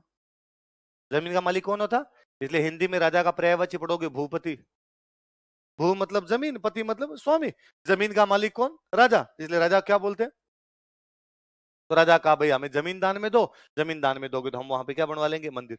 तो कुंभा ने इनको 99 बीघा जमीन दान में दी। कितनी जमीन दान में दी, राजा के पास खूब सारी जमीन। राजा ने कहा ठीक है भाई, ये मरबे के मुरबे आपके, ये खेत के खेत आपके, बना लो। उसने यहाँ पे खूब सारे मंदिर बनाए, कॉम्प्लेक्स ऑफ टेम्पल, एक टेम्पल नहीं खूब सारे मंदिर बने हुए। उन मंदिरों को हम क्या कहते हैं, कब बनाए गए, ये मथाई नदी के किनारे।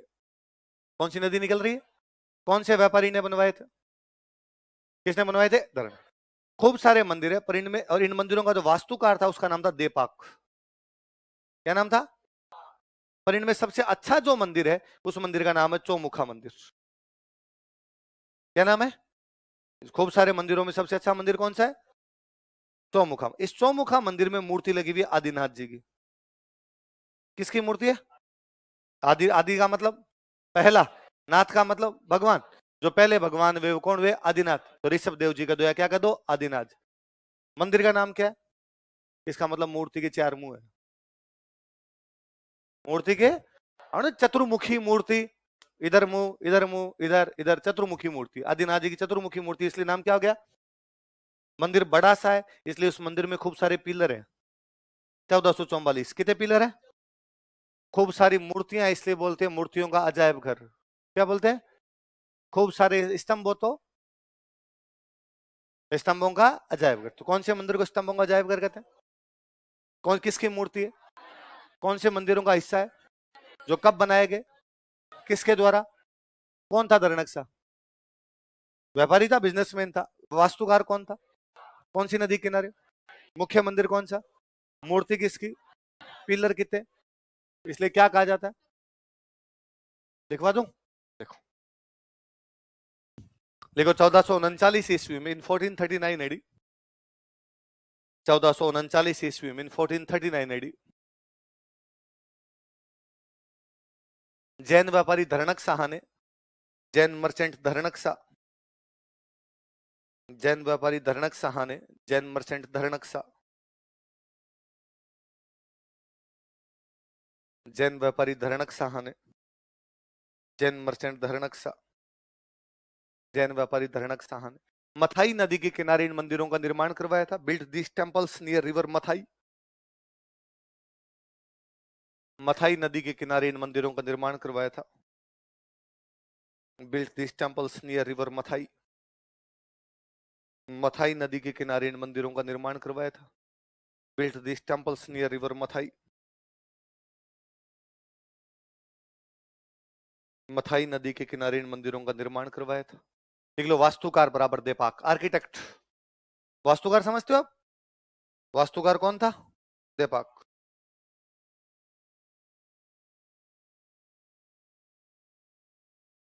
वास्तुकार कौन है, देपाक। नीचे लाइन चेंज करके लिखो। इनमें चौमुखा मंदिर सबसे प्रमुख है। Chaumukha temple is most prominent in them. इसमें चौमुखा मंदिर सबसे प्रमुख है। Chaumukha temple is most prominent in them.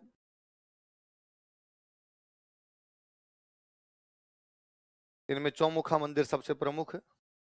चौमुखा temple is most prominent in them.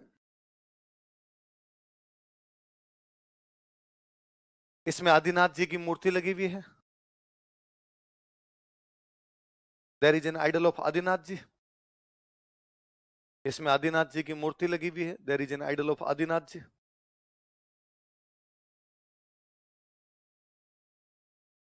There is an idol of Adinath ji. इसमें 1444 स्तंभ है। It has 1444 pillars. इसमें 1444 स्तंभ है। It has 1444 pillars. इसमें 1444 स्तंभ है। It has 1444 pillars. अतः इसे स्तंभों का अजायब घर कहा जाता है। So it is called as museum of pillars. अतः इसे स्तंभों का अजायब घर कहा जाता है। So it is called as 1444 pillars.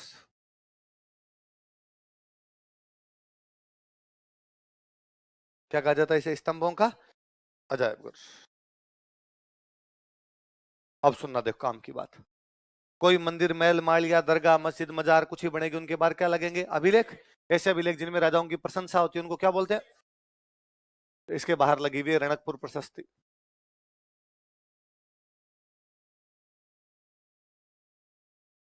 क्या लगी हुई है यहां पर?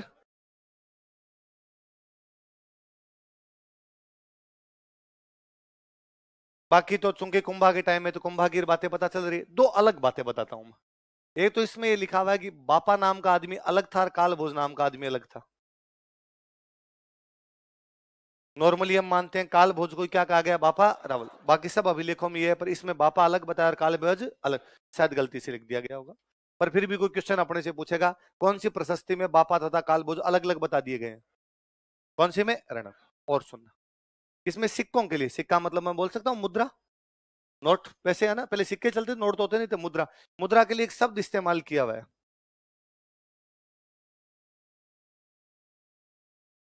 कॉइन्स के लिए एक शब्द इस्तेमाल किया हुआ है। क्या किया हुआ है? क्या किया हुआ है?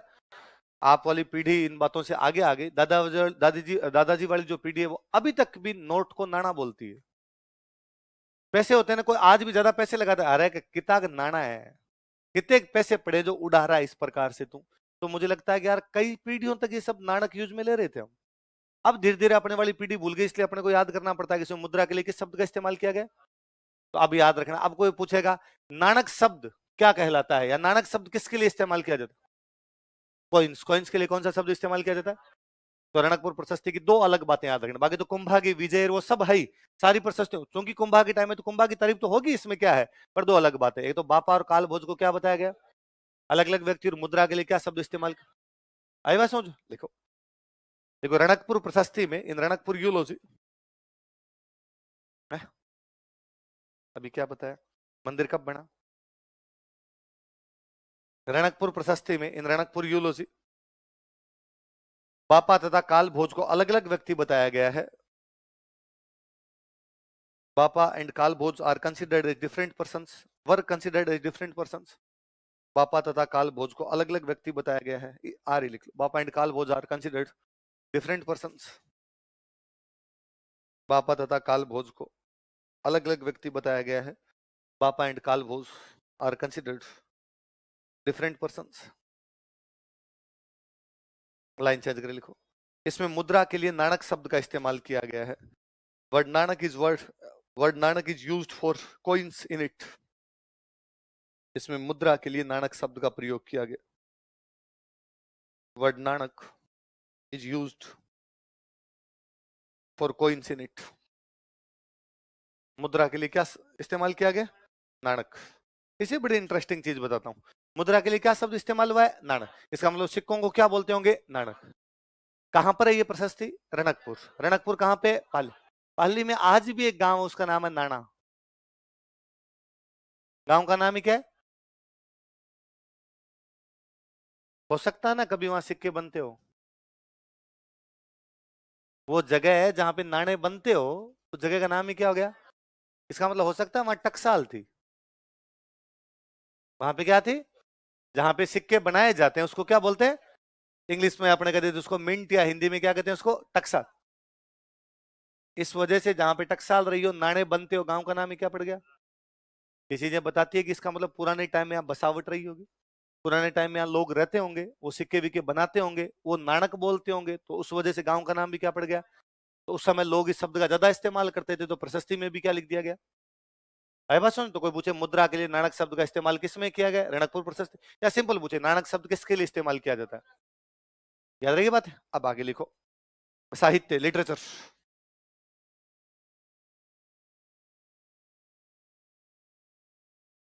पहले तो हम आर्किटेक्चर पढ़ रहे थे, अब लिख लो लिटरेचर।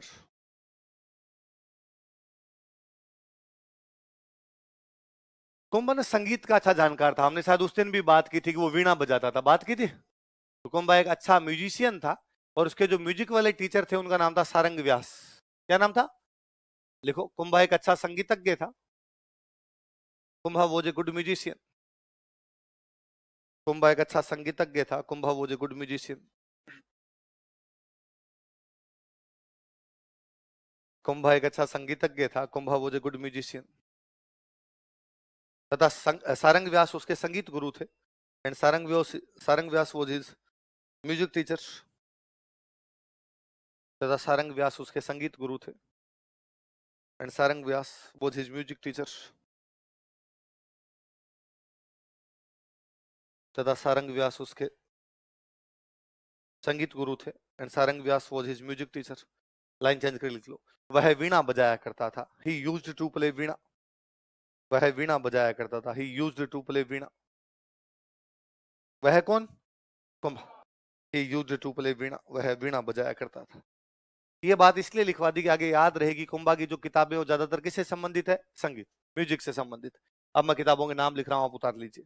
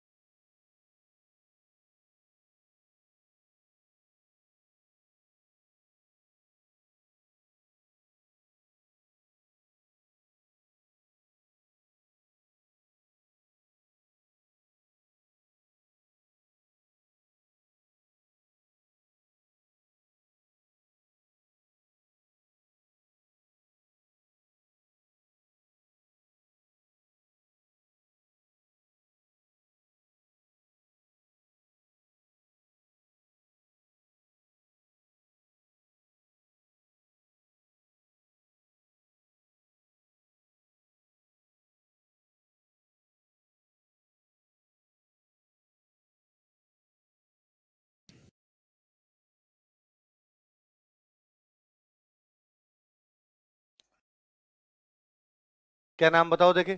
सुधा प्रबंध, कामराज रतिसार, हरि वार्तिक, संगीत सुधा, संगीत मीमांसा, संगीत क्रम दीपिका। नाम से पता चलता है संगीत की किताबें लिखी। कौन कौन सी दोबारा बोलो देखे? सुधा प्रबंध, कामराज रतिसार, हरि वार्तिक,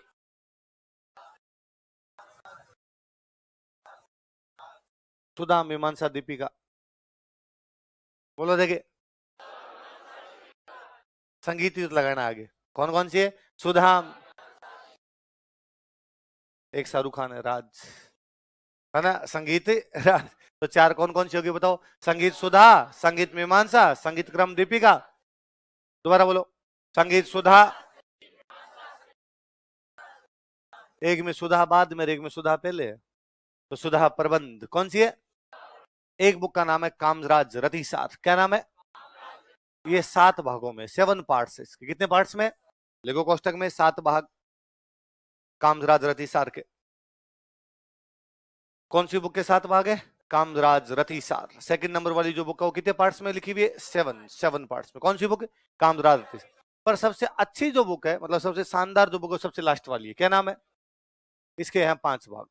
कितने भाग है? 5। तो लिख लो कोष्टक में 5 भाग। ये 5 भाग कौन कौन से मैं लिख रहा हूं, आप उतारना अभी। मेरे इधर जगह नहीं है तो मैं यहाँ नीचे जगह नहीं, मैं इधर लिख रहा हूँ, आप तो अपने वहीं लिख लो नीचे, इसी के संगीत राज के नीचे लिखना आप तो।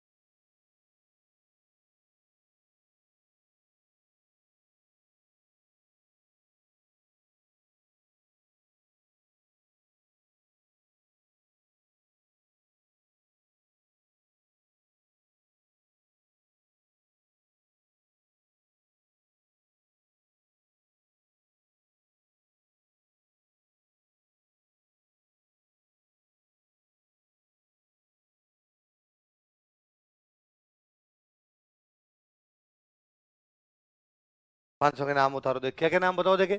पाठ्य रत्न कोश, गीत रत्न कोश, नृत्य रत्न कोश, वाद्य रत्न कोश, रस रत्न कोश। क्या क्या नाम दोबारा बोलो देखे। पाठ्य रत्न कोश, गीत रत्न कोश, नृत्य रत्न कोश, वाद्य रत्न कोश। दोबारा बोलो एक बार। पाठ्य रत्न कोश, गीत रत्न कोश, नृत्य रत्न कोश।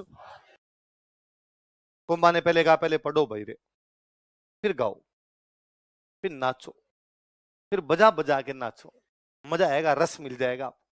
पहले क्या पढ़ना है? पढ़ना है, फिर गाना है, फिर लास्ट में क्या मिल जाएगा?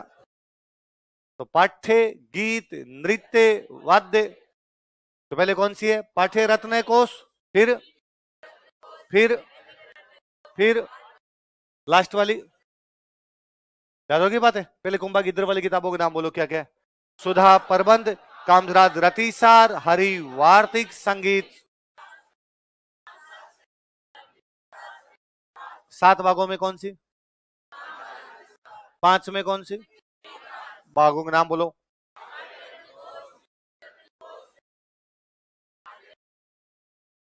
ये तो कुंभा ने खुद ने लिखी। फिर कुंभा ने कहा अपने से पहले भी कोई म्यूजिक की किताब लिख के गया था कि नहीं लिख के गया था? लोगों ने कहा लिखिए साहब, आपसे पहले पहले भी कई महारथी हुए हैं जो संगीत की किताबें लिख के गए। कुंभा ने कहा मेरे पास लाओ। आप क्या करो? कुंभा ने कहा पढ़ूंगा। तो कुंभा ने ऐसी कई किताबें पढ़ी। कुंभा ने किताबें पढ़ने के बाद कहा तो यार बड़ी बड़ी किताबें, और चूंकि मैं तो इंटेलिजेंट हूं इसलिए मैं तो पढ़ गया, और तुम तो भुंगल हो रहे सारे सर, तुम इन किताबों को कैसे पढ़ोगे? तो कुंभा ने उन किताबों के छोटे रूप लिखे। क्या लिखे? क्या लिखे? सुनना, पुनः सुनना, आगे काम आएगी। किसी कठिन किताब का सरल रूप, किसी बड़ी किताब का छोटा रूप। 2 बातें। कोई टफ किताब है उसको इजी कर दिया जाए, कॉम्प्लिकेटेड है उसको क्या कर दिया जाए? इजी। कोई बड़ी या लार्ज बुक लिखी हुई है, बहुत बड़ी किताब लिखी, उसको क्या कर दिया जाए? शॉर्ट कर दिया जाए। 2 चीजें हो सकती है। किसी टफ बुक का, कॉम्प्लिकेट बुक को इजी किया जाए उसको बोलते हैं भाष्य। क्या बोलते हैं? किसी बड़ी किताब को छोटा कर दिया जाए उसको बोलते हैं टीका। क्या बोलते हैं? कठिन सरल कर दी जाए तो क्या हो जाए? एक प्रकार से बड़ी छोटा कर दिया जाए तो आपके नोट्स टीका है। बुक बड़ी होती है, हमने उसको क्या कर लिया? या भाष्य। बुक कठिन होती है, हमने इनको क्या कर लिया? इजी लैंग्वेज, अपनी लैंग्वेज में लिख लिया, याद करने में आसानी रहती है। बुक को याद करना इतना आसान नहीं होता जितना आसान किसको याद करना होता है? एक होता है भाष्य, एक क्या होती है? टीका। कुंभा ने संगीत की बड़ी बड़ी किताबों के छोटे रूप लिखे, तो कुंभा क्या लिख रहा है? क्या लिख रहा है? टीका। अंग्रेजी वाला शब्द और अच्छा है, कमेंट। क्या शब्द है वो? कमेंट से हमने बनाया कमेंट्री। क्या बनाया? तो उन टीका को क्या बोलते हैं? कमेंट्री। जैसे अब भी अपने कहते हैं यार उसने मेरे पे कमेंट कर दिया, तो कमेंट छोटा होता है बड़ा होता है? ये होता है क्या कि किसी ने, आप ये कहोगे मेरे पे 100 लाइन का कमेंट किया उसने, कमेंट किया इसका मतलब क्या किया उसने? यार उसने उसको कमेंट मार दिया, मेरे गुस्सा नहीं आता यार, पर उसने कमेंट मार दिया मेरे पे इसलिए गुस्सा आ गया। एक लाइन बोली, छोटी सी बोली, पर वो मेरे को चिढ़ाने वाली, चुभने वाली बात, यही तो हुआ। तो कुंभा ने कमेंट्री लिखी। क्या लिखी कुंभा ने? लिखो कुंभा की टीकाएं, कमेंट्रीज ऑफ कुंभा।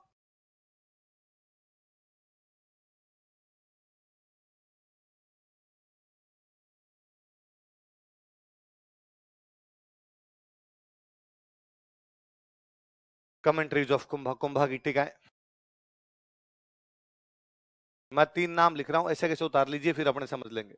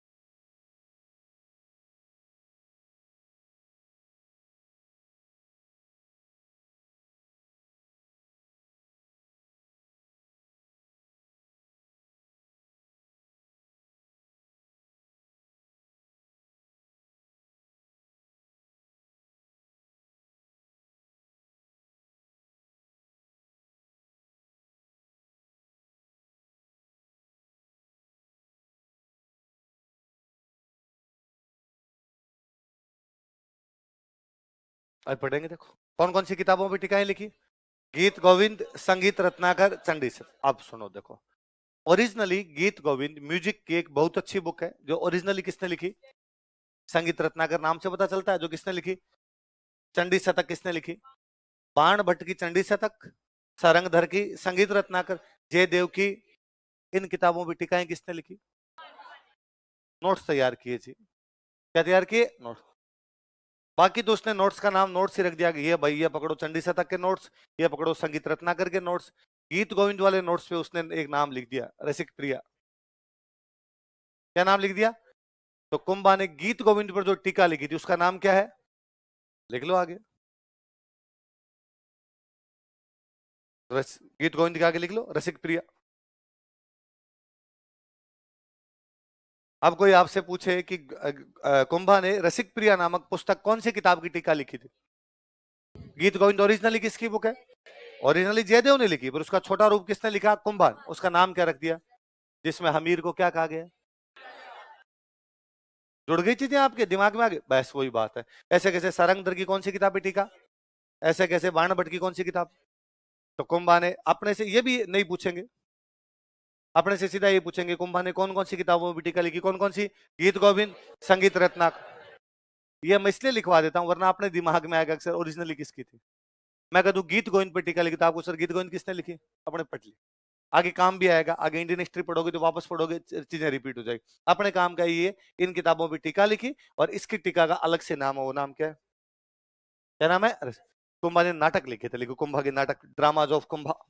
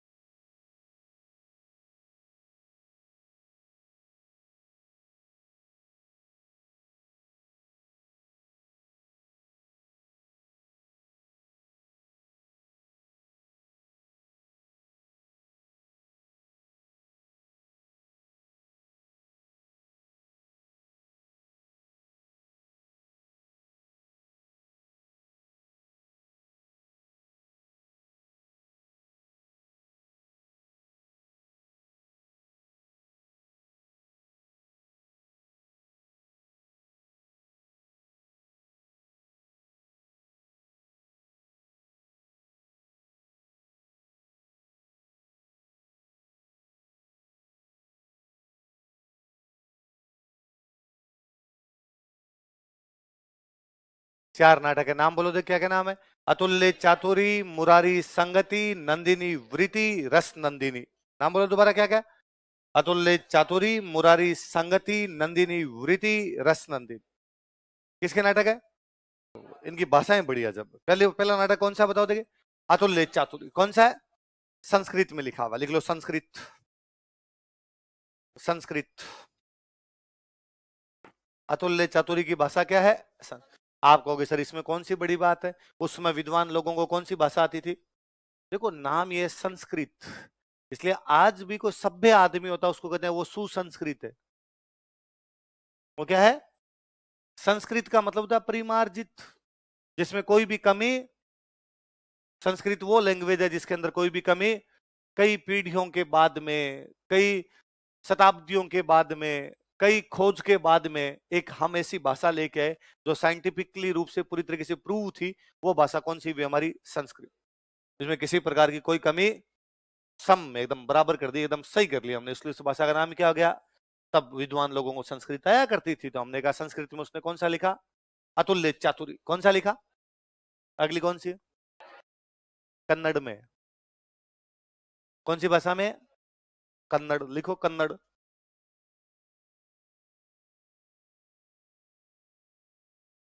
कौन सी भाषा में? कर्नाटका की जो भाषा है वो कौन सी है? कन्नड़। तो मुरारी संगति कौन सी भाषा में लिख दी? कन्नड़। अगला कौन सा है? नंदिनी वृत्ति। आता माझी सटकली। मराठी। कौन सी भाषा है? लिखो मराठी। लास्ट कौन सी है? नंदिनी वृत्ति। नंदिनी वृत्ति किसमें है? अतुल्य चातुरी किसमें? मुरारी संगति। और ये नंदिनी वृत्ति। और कुंभा ने कहा भाई साहब बोले संस्कृत बुलवा लो, कन्नड़ बुलवा लो, मराठी बुलवा लो, मजा तो अपने वाली बोल किया था, रस तो तभी मिलेगा जब मैं मेरी भाषा बोलूंगा। कुंभा कहाँ का राजा था, तो उसकी भाषा कौन सी होगी? तो रस नंदिनी किसमें लिखी हुई? अशान कशान। कौन कौन है मेवाड़ का? कौन कौन है आप में से?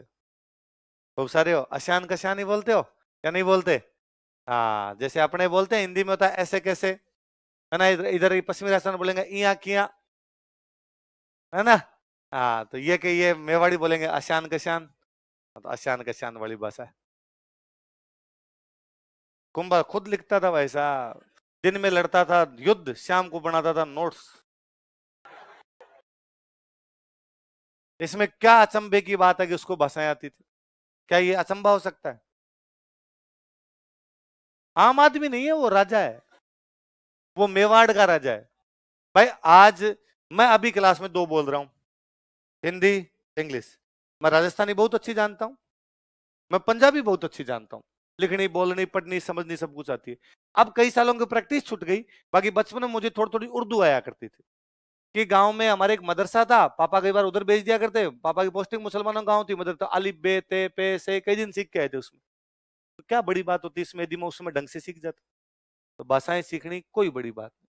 दुनिया में आप सबको अपने को दो दो तीन तीन भाषाएं आती है, उनमें प्रैक्टिस नहीं है ना भाई? हिंदी अंग्रेजी तो बोल ही रहे हैं, टूटी फूटी बोलो कुछ तो बोल ही रहे हैं, और एक अपनी जो मदर टंग है वो बोल ही रहे हैं। आप इनमें लिखना शुरू कर दो, थोड़ी देर दिन में पारंगत हो जाओगे।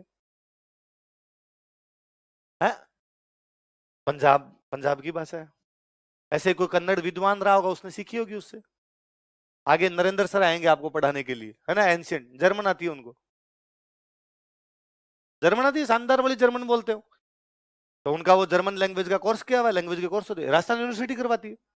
क्या सीखनी है आप तो बताओ कि सर ये लैंग्वेज सीखनी है, उसका करवाती है। फ्रेंच सीखनी हो, जर्मन सीखनी हो, इटालियन सीखनी हो, स्पेनिश सीखनी हो, सीखने वाले चाहिए। अपने को लगता है सर एक ही नहीं हो रही, पुनर्निर्माण। मरने दो सर अपने तो, ये जिंदगी कटकुट आ जाएगी सर। अगले कोई मिनक जुड़ी मिलेगी तो देखेंगे क्या करना है क्या नहीं करना। तो चार नाटक बताओ कौन कौन से? अतुल्य चातुरी,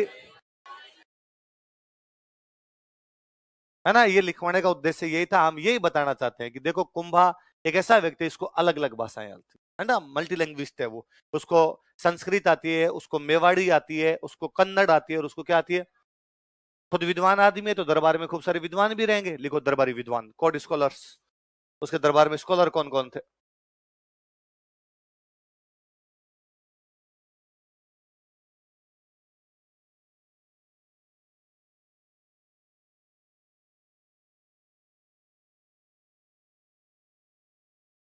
आप में से है कोई जो नवोदय में पढ़ा हुआ है?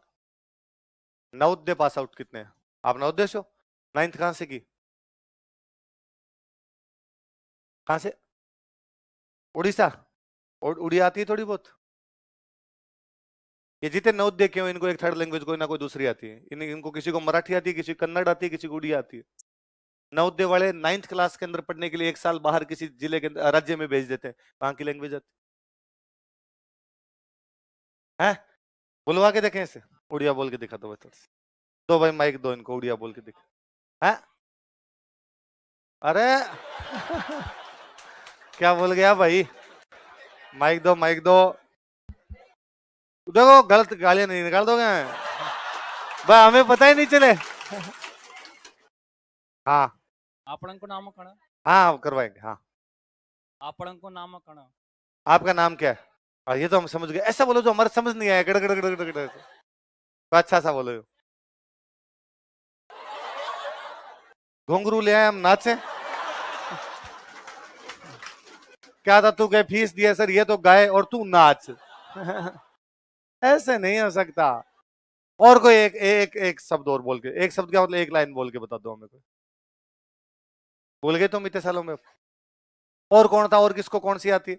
आपको कौन सी आती है? मलयालम? अरे अब तू कुछ ही बोलता, हमें तो आती है नहीं। ओन रंड मून नाल अंचा। हाँ सही सही, एक बार पहले सुनो सही फिर हंसना। हाँ ओन रंड मून नाल अंच। ये क्या गाना गा रहा है कि तू?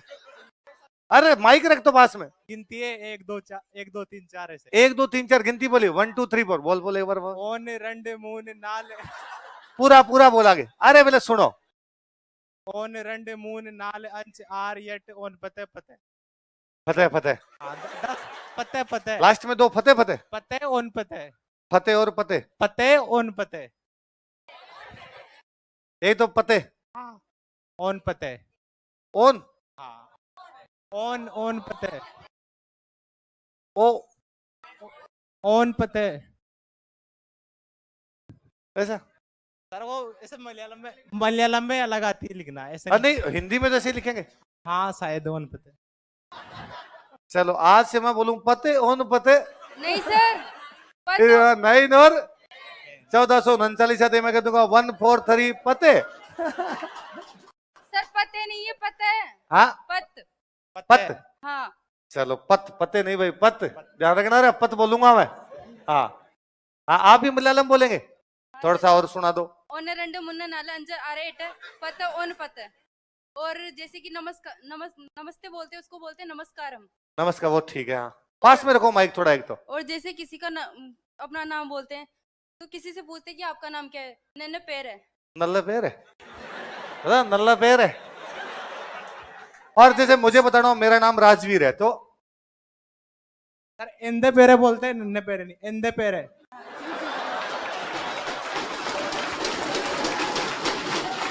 तुम कुंभा की बात करियो, क्लास में प्रतिभा कूट कूट के भरी हुई है। नल्ला पैर है, इल्ला पैर है। ये साउथ इंडियन लॉज ठेठ केरला के लिए है। ये थोड़ी देर में कोई श्रीलंका की बोल देगा। चलो और इस इधर बीच में किसी ने इसके, हाँ उधर दो। आपको कौन सी आती है? सर फॉरेन लैंग्वेज है, मैंने 1.5 साल अरे विदेशी भाषा है, 1.5 साल कोर्स के, हिंदी से अच्छा लिख सकता हूँ, बोल सकता हूँ। कौन सी भाषा? जोंगखा लैंग्वेज है। जोंग भूटान में किले को बोलते हैं और उनके राजा महाराजाओं के मुंह से जो भाषा निकलती है वो जोंगखा कहलाती है जी। नालू छे राजवीर सरलू नाई हिंगी तिंगले नवे से में क्यों जुजांग बोला। क्या कहा राजवीर सर को हिंदी इंग्लिश कुछ नहीं आती ऐसा का? मेरे गुरु को सादर प्रणाम। ओ प्रणाम प्रणाम। एक्चुअली मैं डिफेंस तो ये आपने क्यों सीखी? मैं 1.5-2 साल भूटान पोस्टिंग काट के आया हूँ यूएन मिशन से। अच्छा। तो उनके साथ रहा, सीखा। आप आर्मी में? हाँ मैं रिटायरमेंट आया हूँ अभी। अच्छा।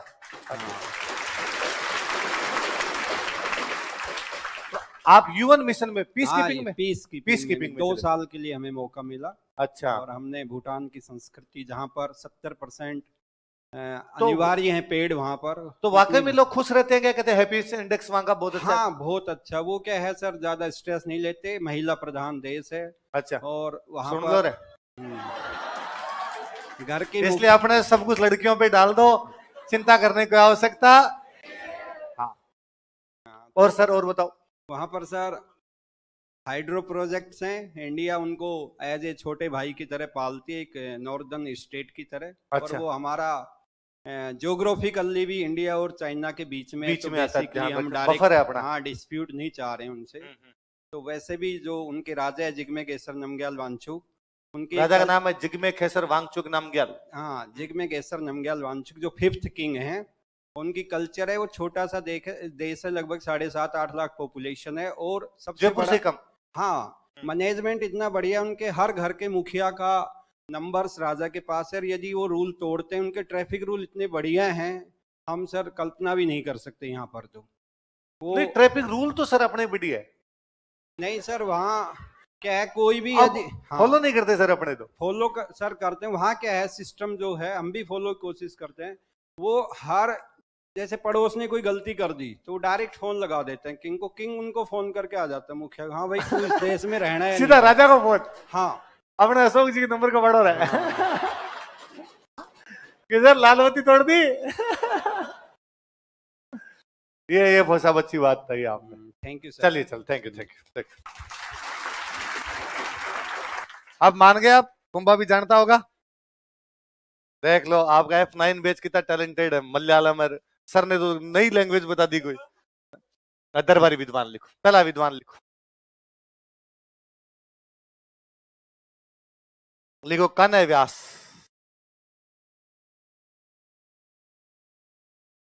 कनय व्यास, क्या नाम विद्वान का? कनय।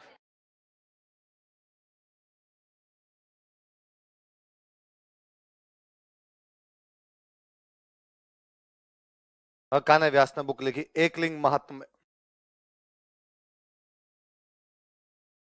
मेवाड़ वाले एकलिंग जी को तो मानते ही थे, तो बुक कौन सी लिख दी बताओ? देखिए एकलिंग।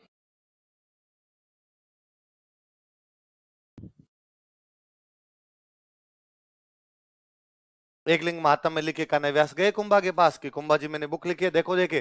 कुंभान देखिए, कुंभान ने कहा बाकी सब तो ठीक है, शुरुआत वाले पन्ने इतने अच्छे नहीं लिखे, मैं दोबारा लिखूंगा। तो इसका शुरुआत वाला जो पहला भाग कर लो आप इसका, उसका नाम है राजवर्णन। क्या है? क्योंकि कुंभा ने लिखा, राजा ने वर्णन किया, इसलिए नाम ही क्या हो गया उसका? राज। लिख लो, इसका पहला भाग राजवर्णन कहलाता है। Its first part is called is Rajvarnan. इसका पहला भाग राजवर्णन कहलाता है। Its first part is called is Rajvarnan. इसका पहला भाग राजवर्णन कहलाता है। Its first part is called is Rajvarnan, जो कि कुंभा द्वारा लिखा गया था, which was written by Kumbha. जो कि कुंभा द्वारा लिखा गया था, which was written by Kumbha. जो कि कुंभा द्वारा लिखा गया था, which was written by Kumbha. दूसरे विद्वान लिखो भाई। मेहा जी। हाँ हाँ, कुंभलगढ़। हाँ नहीं, महेश भट्ट ने पढ़ा था हमने। तू कहां पढ़ लेता है ऐसी चीजें? हाँ ले, तू कहां पढ़ा तूने ऐसा? कहां पहले हिस्ट्री पढ़ी तब कहां पढ़ी? सर यूट्यूब से। नहीं पढ़ी है ना? ये लाल बटन है, दोबारा दबाना। ओझा जी की बुक पढ़ी है तूने कभी? नहीं पढ़ी? बस तू ये मत कह ओझा जी बता दे। तूने कहा किसी ने बताया ओझा का नाम लेके, उसने गलत बता दिया, ठीक है? नहीं मतलब कुंभलगढ़ प्रशस्ति के लेखक कान्हा व्यास, गौरी शंकर ओझा इसके लेखक महेश भट्ट बताते हैं, जो कि गलत है। खुद ही कंफ्यूज है भाई। गौरी शंकर हीराचंद ओझा ने कुंभलगढ़ प्रशस्ति का लेखक किसको बताया? मतलब महेश भट्ट को। मैंने किसको बताया? महेश। इसमें कान्हा व्यास कहां से आ गया? तो लेखक सर कान्हा व्यास बता रहे। कौन कौन बता रहे? ओझा जी नहीं बता रहे, राजवीराचार्य नहीं बता रहे। तो कौन है वो जो ये बता रहा है? कहां से आते हैं वो लोग? और तो इतना लोड मत लिया कर। एज कितनी हो गई? कितनी एज हो गई? 19 साल। नहीं, अभी बच्चा है, नसें बाहर आ जाएगी अपने दिमाग की। याद किया अगर जीता, मैं बताऊं तो एक बात, मैं हाजी, क्योंकि तेरे चीजें गलत तरीके से जुड़ी हुई है। बुक का नाम लिखो, तीर्थमाला। आपने जिसने पहले थोड़ा बहुत भी सब्जेक्ट पढ़ रखा है ना, वो साइड में रख दिया करें उसको, सबसे अच्छा है। हाँ, सबसे अच्छी बात। हाँ, अरे नहीं, वो तो है ना कि एक कोई टीचर थे जो म्यूजिक सिखाते थे, कोई अपना जैसा बंदा गया कि सर मेरे को म्यूजिक सीखना है, तो सर ने कहा कल 1 घंटे शाम को 5 से 6 आ जाना, सर फीस कितनी है? सर ने कहा 5,000 रुपए। Done sir. एक कोई मेरे जैसा गया, पहले आप जैसा गया, कोई फिर मेरे जैसा गया, और मैंने जाकर सर मुझे म्यूजिक आता है, सारे का मैं पता नहीं सर, ठीक है मेरा 6 राग 36 रागिनियां भी मैं जानता हूँ, दीपक भैरवी मल्हार भी मैं गा लेता हूँ, पर थोड़ा सर और सिखा दोगे? थोड़ा थोड़ा मुझे आता है, पर थोड़ा और सिखा दोगे? सर ठीक रहेगा। सर ने कहा ठीक है, तुम भी कल 5 से 6 इसके साथ आ जाना। सर फीस कितनी है? सर ने कहा 10,000 रुपए। और सर इसको कुछ नहीं आता, इसे तो 5,000 ले रहे हो, मुझे बहुत कुछ आता है, मेरे से 10,000 ले रहे हो। सर ने कहा पहले तेरे को जो आता है उसको मिटाना है, जिसको नहीं आता उसको सिखाना बेहद सरल होता है, वो चीजें फटाफट सीख जाता है। वरना चीजें जब अपने आधी अधूरी, या तो बहुत अच्छी सी पढ़ी हो, फिर तो जरूरत ही नहीं पड़े, अपने आधी अधूरी सी पढ़ी ना वो चीजें, है ना, बीच बीच में फिर क्या होता है स्टूडेंट की, क्या है 1 से लेके 100 तक की गिनती है, उसका 27 पढ़ा हुआ है, उसका 64 पढ़ा हुआ है, उसका बीच में 71 पढ़ा हुआ है। अब वो मैं 1 से 26 तक कितनी भी अच्छी बातें बता दूं, उसका कोई ध्यान नहीं है, उसका ध्यान है तू 27 पर आ, ये सही बताता है कि नहीं बताता, इस चक्कर में वो 26 तक पर कोई ध्यान देता ही नहीं। और जैसे ही मैं 27 में आता हूं, वो अपना एक्सपर्ट पॉइंट लेके आता है कि सर इसके अंदर एक ही और है। अब मैं आगे 27 से 64 तक जाता हूं, तू करता रहे भले, मेरे को इससे कोई लेना देना, इसलिए शांत रहा करे। आती है चीज बहुत अच्छी बात है ना, अपने को पहले से आता है और भी अच्छी चीज है। अब उनमें आपको नई चीजें सीखने को मिल रही है, और ठीक है। मैं कहता हूं यदि किसी ने बापा रावल पढ़ रखा था, यदि किसी ने कुंभा पढ़ भी रखा था, आप यकीन मानिए आपने दी 8 चीजें पढ़ रखी थी तो मैंने 9 बताई, आप उसका वेट कीजिए कि वो एक अलग क्या सीखने को मिली, पैसे उसी के दिए। सबको थोड़ा कोई ना कोई सब्जेक्ट आता है। भाई तुम कह रही हो तुम्हारे नहीं पढ़ा, तो तुमने कोई दूसरा सब्जेक्ट पढ़ा होगा, वो तुम्हें थोड़ा सा आ जाएगा, तो धैर्य बना के रखे। तो तुम अपना ज्यादा दिमाग मत लगाया करे से। तो मेहा जी की बुक का नाम क्या है? तीर्थ। देखो नाम ही क्या है इसका, तीर्थ का। तीर्थ क्या होते हैं? मंदिर वगैरह है ना। तो तीर्थों की जानकारी इसमें कितने, किसकी जानकारी है? तीर्थों 120। कितने तीर्थों की जानकारी? लिख लो कोष्टक में, 120 तीर्थों की जानकारी। इंफॉर्मेशन अबाउट 120 पिलग्रिम्स, 120 तीर्थों की जानकारी। Information about 120 pilgrims. किसकी कितनी तीर्थों की जानकारी मिलती है? किसकी बुक है? चलो बाकी कल पढ़ेगा।